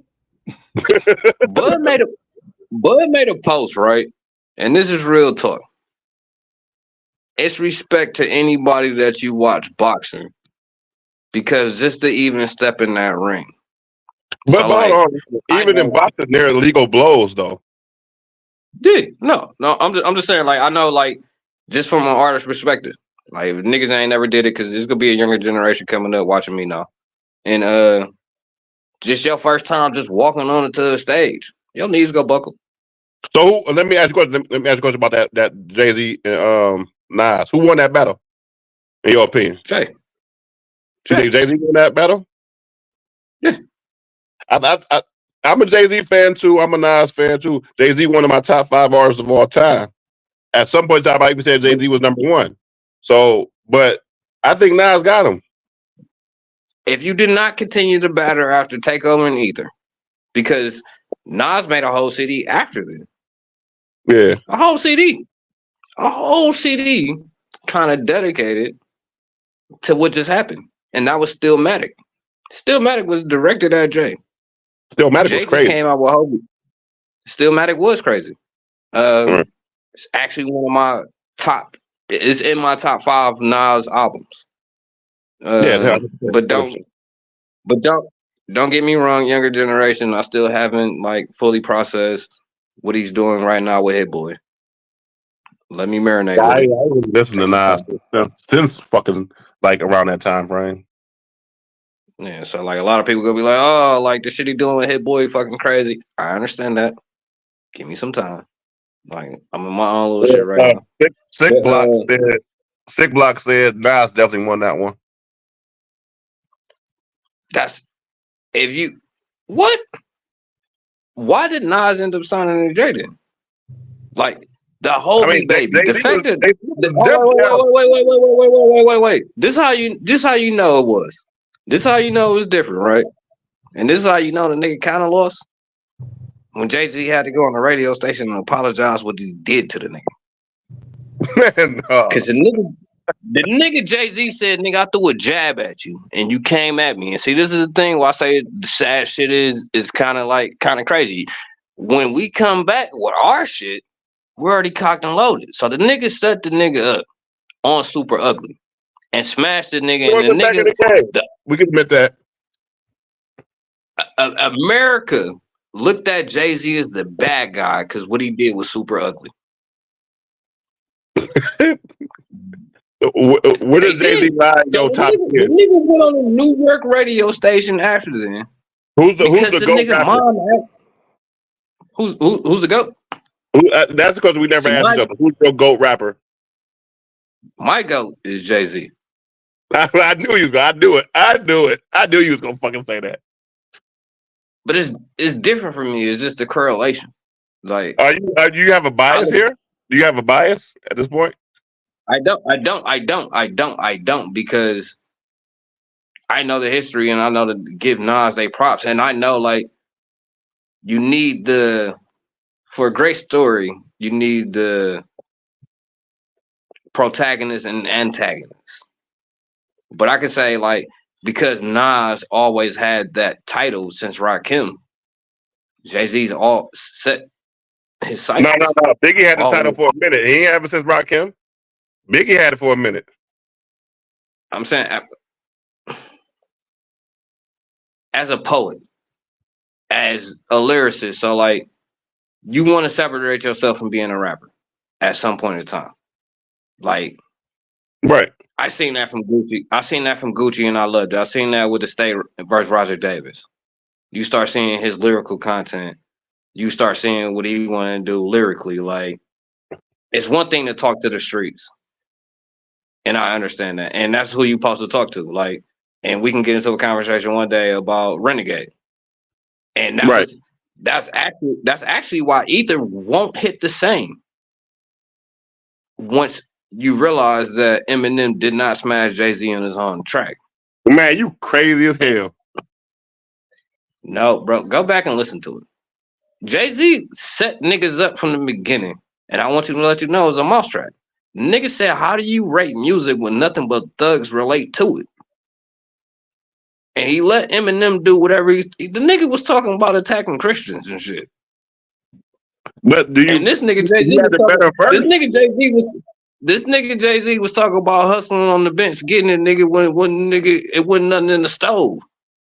Man, and everybody in the hood been through that situation, bro. So like it's different. Like, are you going versus white America? Are you going versus you could just say the most craziest shit ever?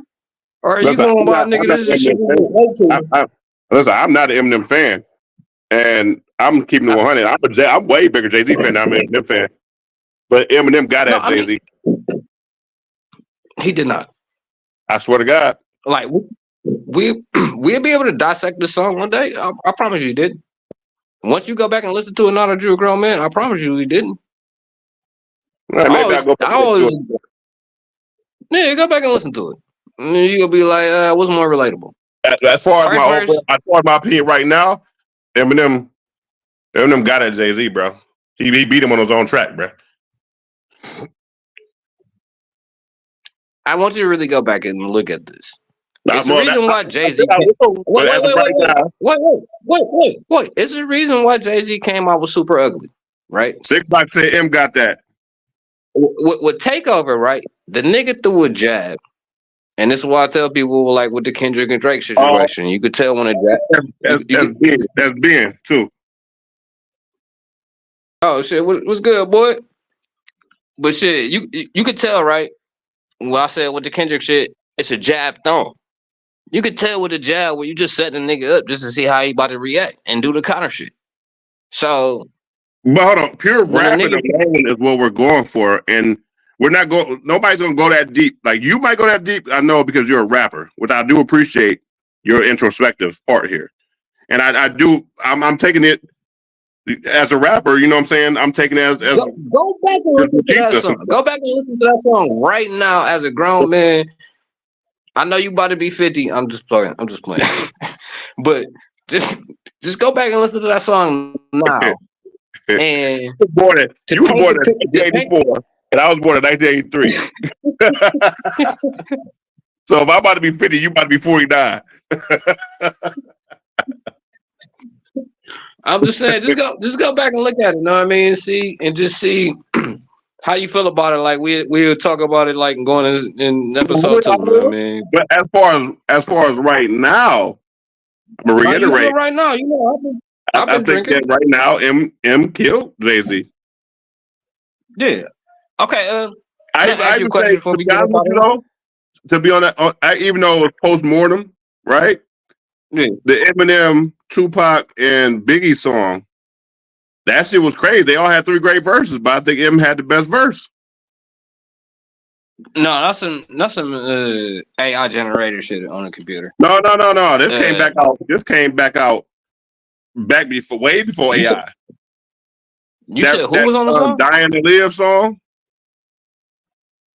And who was on it?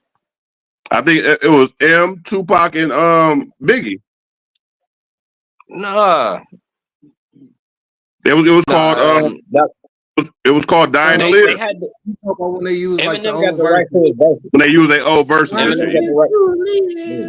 I'm just living to die. I grew up that's fucking screw up. Yeah, he got the right to their verses. It fucking blew up. Yeah. Mm-hmm. Yeah, he got the right to their verses. They went in the studio together. That shit never happened. You said what? I said if they went in the studio together, that shit never happened. He got the rights to their verses. So I'll get a better picture of where your mind's saying. Give me your top 5 artists of all time, rappers. See, rap can go so many ways, so it depends. But like mine, personally, I can do that. Jay, Wayne,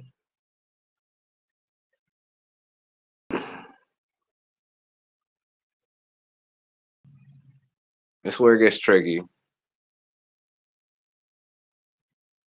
But I'm gonna stick to my gun. So I'm gonna go Jay, Wayne, DMX, Busta Rhymes, and Mystical.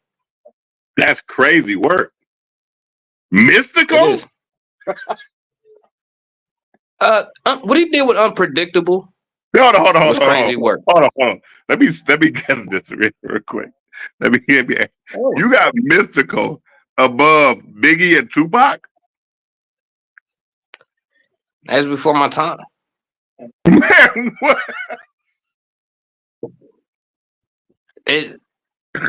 I'm not. No, I don't. Now, when you ask me who's my top five, that's my top five. I'm not gonna say Biggie and Pac's not GOAT. I'm questioning your top five. I'm questioning your top five. I'm not gonna say they're not GOATs, but it's like you can go so many ways. Like you can go Big Pun, you can go Big L, like you can go underground with rap. Look at being face. But for me, I just went for what influenced me as an artist. Yeah, those guys influenced me. I'm gonna have to go on crack side with this one just because people be looking at me when they ask me about my favorite basketball players and I tell them Jordan never was in it. You know what I'm saying? Like I wasn't no Jordan hater. No, I'm not saying. No. Let me get it right. Let me get it right. What'd you say, Brett? Let me get this shit right for y'all. I'm not saying he's wrong. I'm not saying you wrong either. What I'm saying is that's crazy to me that you got Mystical above Tupac and Biggie, bro. As far as GOATs of all time. Nigga, when we was coming up, listen to me. When we was coming up, nigga, and you heard what that nigga did on motherfucking No Limit Soldier, nigga, you can't tell me that was one of the harder verses at that time. Man, so like for me, I got hella niggas above Mystical as far as like lyrically.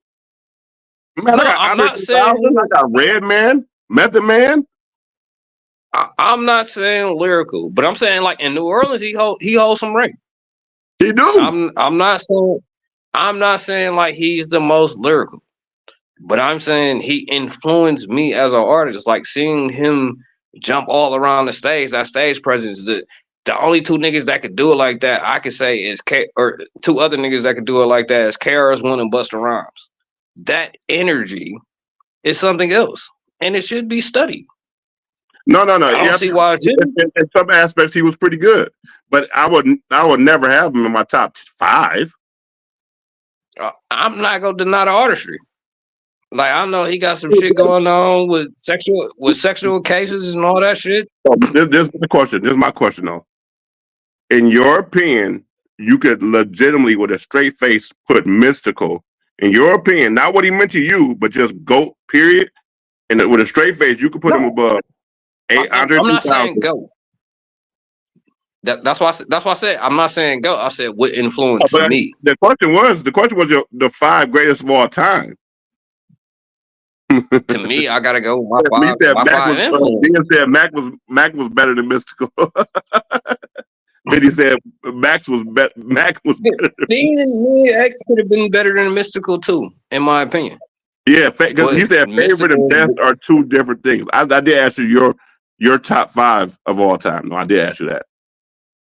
So this is my top five. This is not general consensus, and right, even that's so, my like time being was saying like, yeah, that's his top five. So I ain't go. You know, it is who it is. Like niggas will listen to my top five rap and be like, bro, who? Yeah, Benny, it was his top five. So I mean, granted, it's his opinion, which you can't argue against.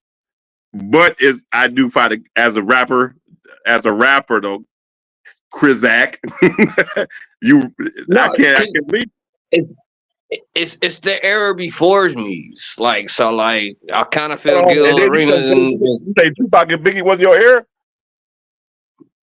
Not on the rap side, no. What? That's wild, bro. No. I probably got 10 songs. No, I ain't gonna say 10 songs. Biggie only came out with 2 albums. And Pac came out with hella. So I probably got like 15 songs in between came out both of with them. was when we was in middle school. It wasn't in my discography. Wow, that's shocking. My first one when I was in my discography was DMX. It's Dark and Selling Hot. Oh yeah, that's those are my favorite albums of all time. His first 3 albums. My second was Mystical Unpredictable. These CDs will always be in my collection. Like when I say Jay, my favorite, nigga, I ain't start fucking with Jay-Z to the Dynasty. And niggas gonna say that's crazy. You wouldn't have Life After Death? I did. I had that. My mom had that. So like my mom put me on a like Chubb Rock. She had those, and those was around the house, and she played those.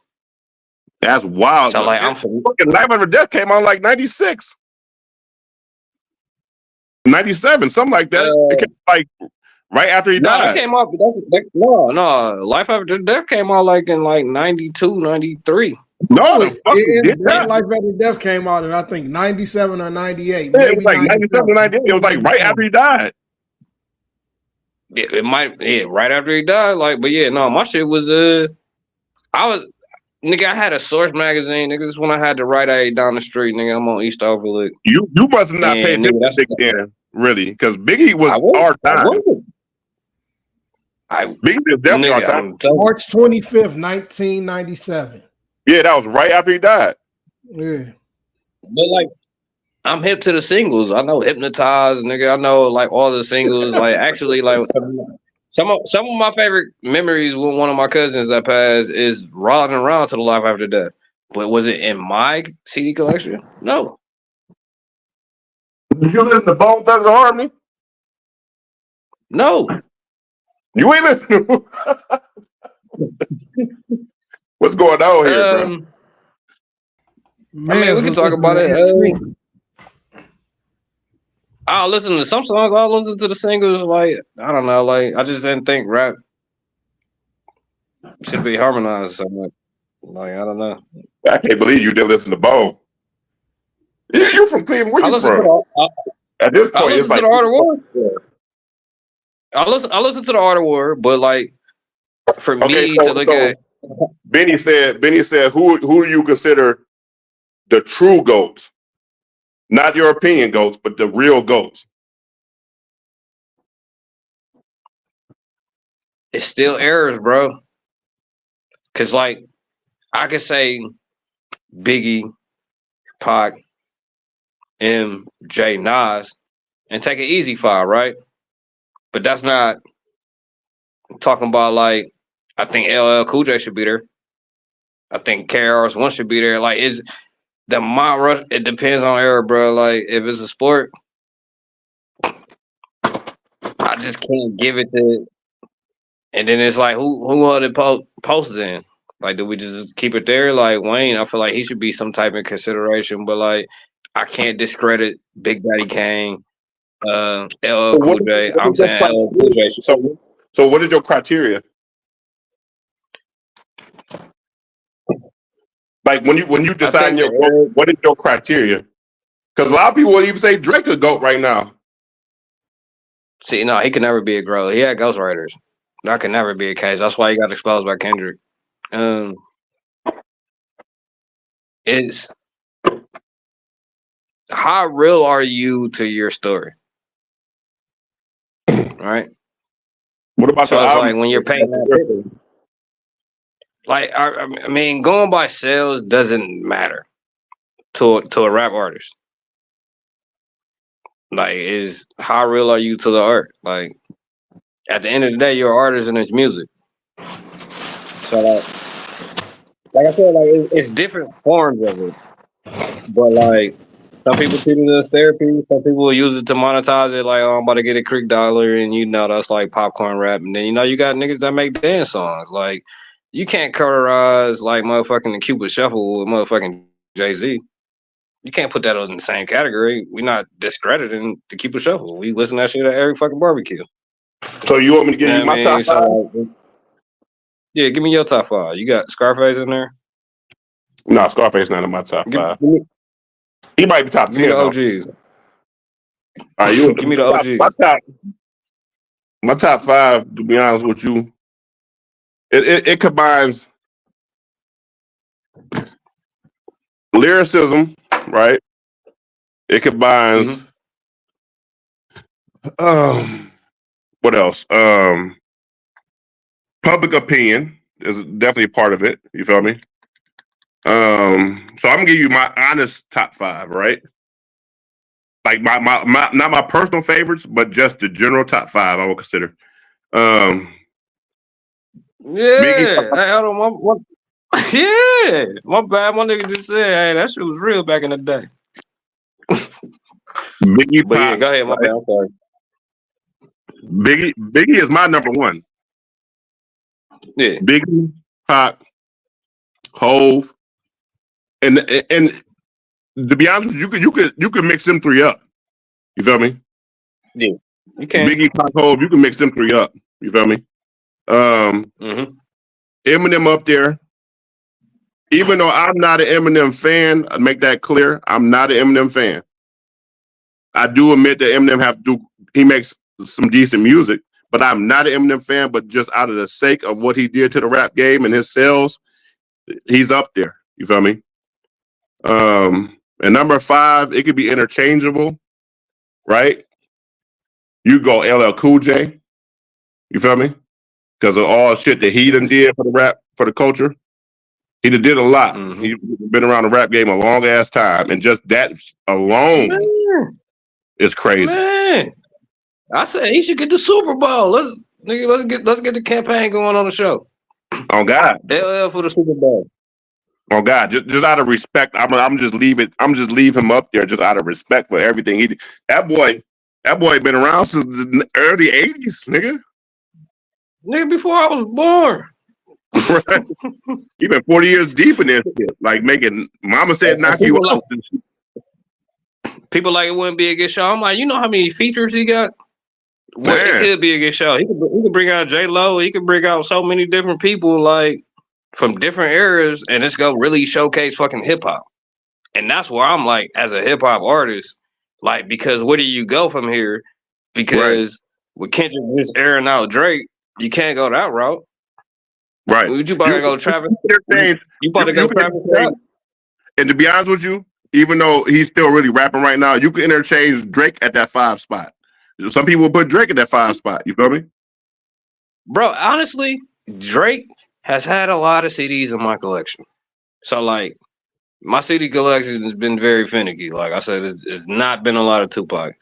It's been a lot of Biggie. Wayne too could be that number 5 spot also. Wayne is in mine. Wayne is number 2 to me. Like, really, like, bro.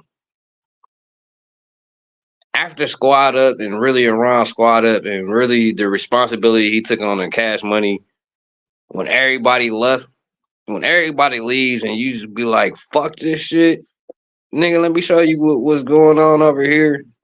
Nigga, I feel that. So like I used to drink like gallons of Hennessy and go, that's what I made. What you know about crack off of? Listen to a lot of Wayne. You gotta send me some of your music though too. Oh yeah, no, I definitely got you, and I'm working on some new shit too. Them Squad Up mixtapes back in like the early 2000s, mid 2000s. Man, I was just like crack. Nigga, like those, and when he came out with the Carter 1, Carter 2 classic. Carter 1, Carter 2, like, should be, like they just said, Reasonable Doubt just went into the Grammy Hall of Fame, like last week, 5 days ago, or some shit like that. Carter 1, Carter 2 should be in that motherfucker. Like, I don't know who on the motherfucking committee and doing all that shit, but they definitely should be in that motherfucker. Like, Biggie said he respected all. Them bitches, what he was doing, like, crazy work. But like, see, then you got Styles P, a nigga who really talking like he live it. Like a nigga like me, like, I don't care about getting paid from rap. Like, nigga, I do it for therapy. It's art.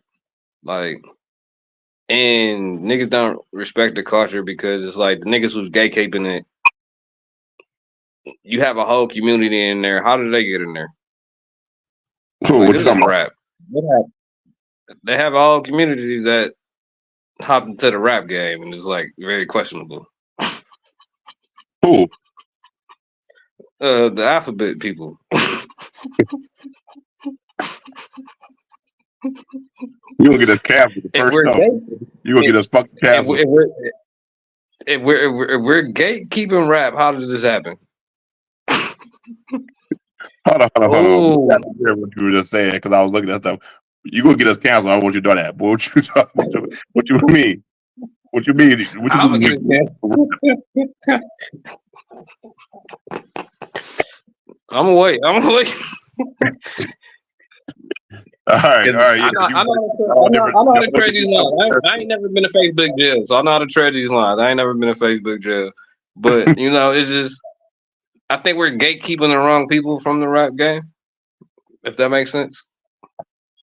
Like, it's a lot of female rappers that's very good and do more than shake their ass. Okay, They're so actually very lyrical. Ben said, "Is P better than Kiss?"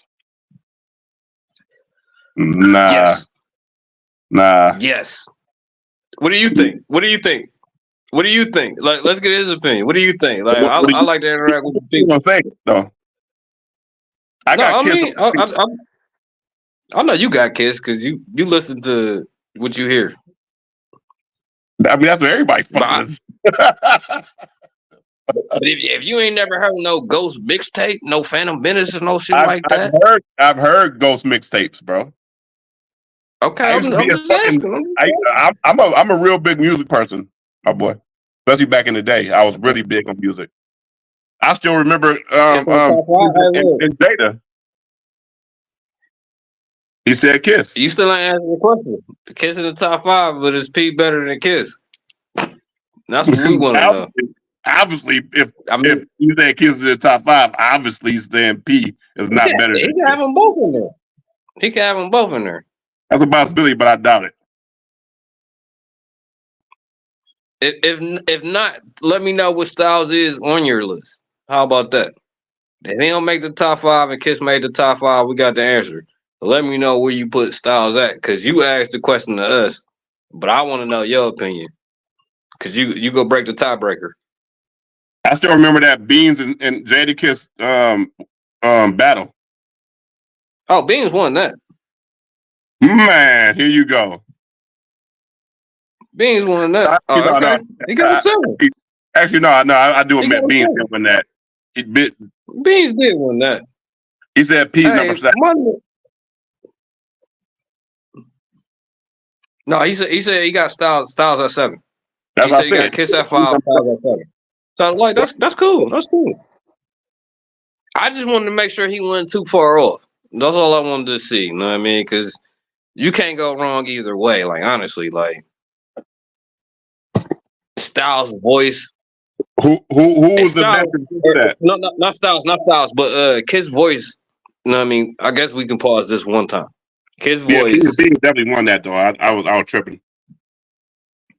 Yeah, Kiss' voice is something different. And also, like, when it comes down to making albums, Kiss makes his better albums than Style does. If that makes sense. Style. Who was the best in Dipset? Cam. You think Jewels could have overtook him?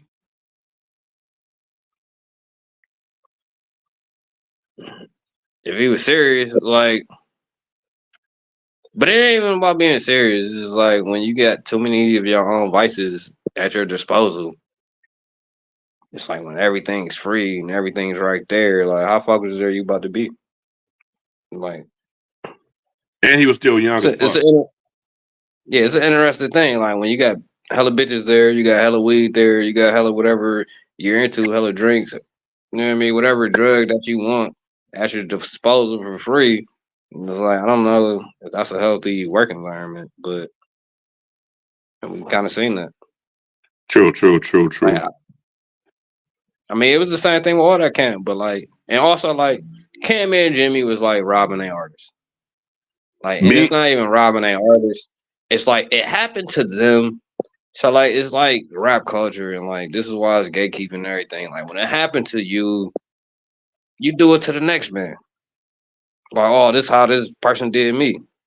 But it's like, why be like that? So like when I fuck with artists, I teach them the ins and outs of like the game. So like you don't even gotta go through this. Like I'm gonna spare you every fucking heartache that I done went through in this aspect. Like, and I make it so artists that fuck with me is a little bit different. Like, so this is a weird thing, but like they tell you never to sign to a rapper. It's a real to a game. That before. So if you watch this first episode, you never watched this shit. They tell you it's a rule to never sign to a rapper. Can I ask you one more question before we get up out of here? Because I know your shit Yeah, like my shit. Like 10 seconds left, but go ahead though. I think I got enough, but go ahead though. How do you feel about Big U representing himself in his case? You don't think it's fucking crazy. And I'm saying that as bluntly as possible, my boy. We've seen, okay, so you've got to be fucking ridiculously out of line. Like, what are you thinking in your brain? Like, I can't even be like cordial with this stupidity. This might be the dumbest thing ever. Yeah, he's out of that's mine. First of all, I've been in court, right? I don't know if you know this about me, but I will share this with people. I've been in court for several different reasonings, right? I've been in court suing someone. I've been in court criminal cases. I've been in court as the defendant. I've been in court as the victim. I've been in court in all aspects, right? If you don't know that language, number one, you lost already, right? Number two, this is federal court. This isn't even state court. This is federal court we're referring to. Yeah, they already got a 97% conviction rate. So if you think you're gonna represent yourself in a federal court, right? You must be smoking stupid drugs. You rabbit ass mind. What are you doing? Flocka, bitch? What is wrong with this nigga, bro? Get him out of here. We've seen several different people try to represent themselves in a court of law. Does it ever turn out good? Does it ever turn out good? No, my nigga. Analytically, you sound ridiculous. So no, I don't. Nah, I'm not with that. I think he's fucking smart. I just had to check, man. Like I just had to check, like, cause I seen that headline, like, oh, this is the wildest shit ever. Like, what? Nigga, you fucking what? And you better. Oh man, I think we just. I don't even think I'll do that. Yeah, I don't even think I'll do that. Like, unless you pass the bar examination, I don't think you should do it. You feel me? Because it's very technical. Now we can watch it and we can follow along from an outside perspective, but the intricate details of the shit that you don't know, right? It takes years of practice and understanding and learning to learn that type of shit, bro. They do that shit for a reason. You feel me?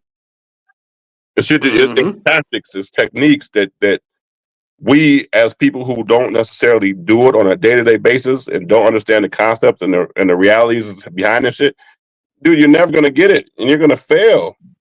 I haven't heard nothing about Big U. You said, but Big U, it's over for him anyway. So even if you do represent it, even if you don't, they watch this man for like 4 years. You feel me? He said, "I'm gonna go out on my sword." That's what he said. Yeah, well, you're gonna go out. You're gonna go out, all right. To about 30 more years added to your sentence. You feel me?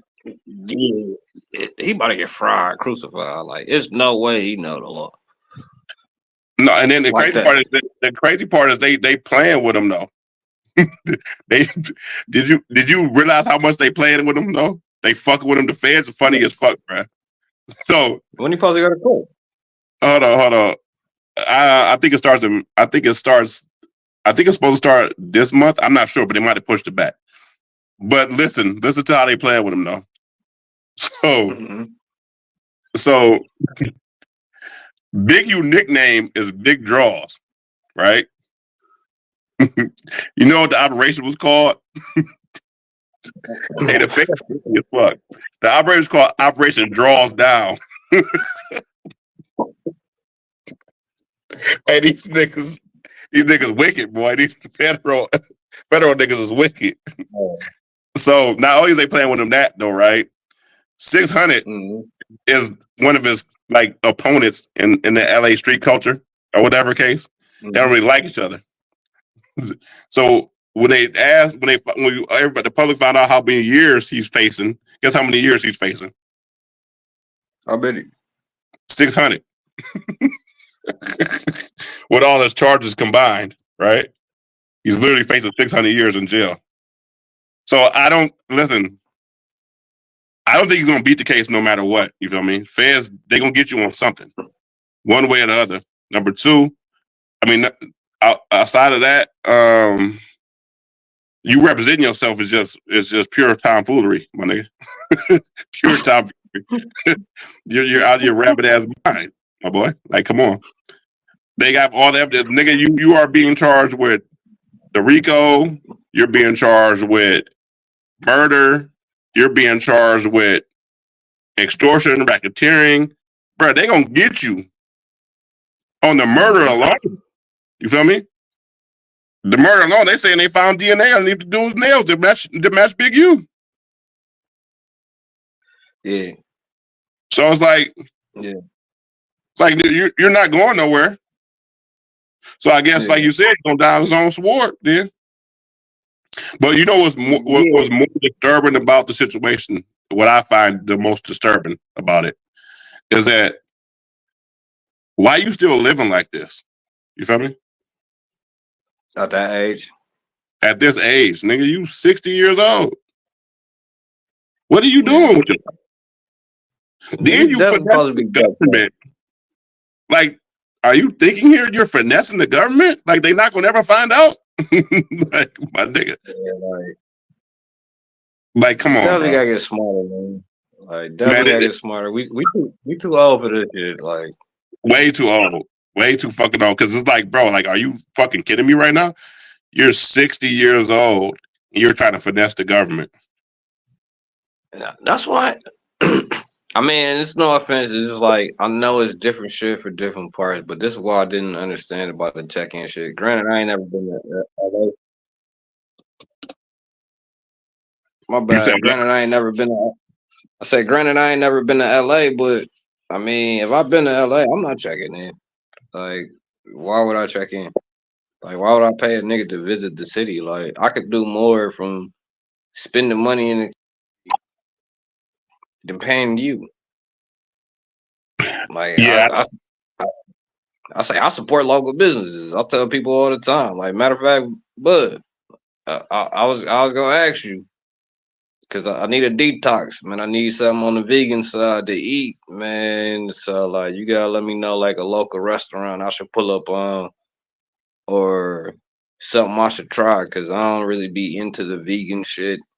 You know what I mean? But if you know how the shit tastes like meat, pause, I guess. But let me know one day of something I can eat on the vegan side, or some local restaurant I should pull up on, and I can give them a review or something. You ain't never been to LA before? I ain't never, bro. I ain't never eat vegan in my life, but I want to try it because I'm getting older. I said you ain't never been to LA before. No, I ain't never been to LA. I've been to San Fran multiple times, but no, not LA. I've been to LA before. LA big as fuck. I was supposed to go to a Bronx game, but it's just I don't have no reason to go there for real. Like if Bud, like, he probably go there and see his people who should go out there. That's different. But like, hold on. I go to the Bay. My Hold folks on. ain't really in LA. I got Hold them on. out there, but Hold on, y'all. Hold on. So we're gonna end it on this after this, though, because my phone yeah, about to Gator, you about to. my phone about to die. So we gotta hurry up. But I just want to make sure I heard something right. What did you just say, son? What was that? I couldn't quite hear you, my boy. You were supposed to go I to don't LA know. What you got? for what? A Browns and Rams game. Oh, okay. I was making sure. I thought you said I was gonna go to LA for a Brown game. I was about to say, No. what? Hey, but wait. My It sound like you said Brown. my one homie do be posting all these Vegas trips, and I know he probably watching the show, so he be posting all these Vegas trips. The Mavs and Lakers are playing in Vegas, so it's true what you were saying. The Mavs are going to Vegas, but they're going to play Bron in Vegas. If we're doing the No, I Vegas thought you said trip, you I was say we going do. to LA. I thought you said you was going to LA for a Brown game. But you said Brown Why first, would I right? ever? Why would I ever go all the way over there to see Bron? Like I used to watch him here. I'll be at all the Cavs games. It's like I don't want to see him go to the free throw line 10 times. So you're not really no hater. You just No, I'm shit just talking. not thrilled. He's just not my cup of tea. I'm just not thrilled. Like honestly, like You just a niggas hater. don't know. So you is a I hater. did have one. I supported the club. I had one Brown jersey. Niggas Oh, don't you remember got this. a jersey. Oh my! All right, It was look. We're gonna continue this one. next show because at the end of the day, my phone is literally legitimately about to die. We will continue this the next show though. It was a good show. Great Yeah, you information in here that I know you had a brown jersey now because I ain't never had no fucking Dallas Mavericks jersey. you never been cool.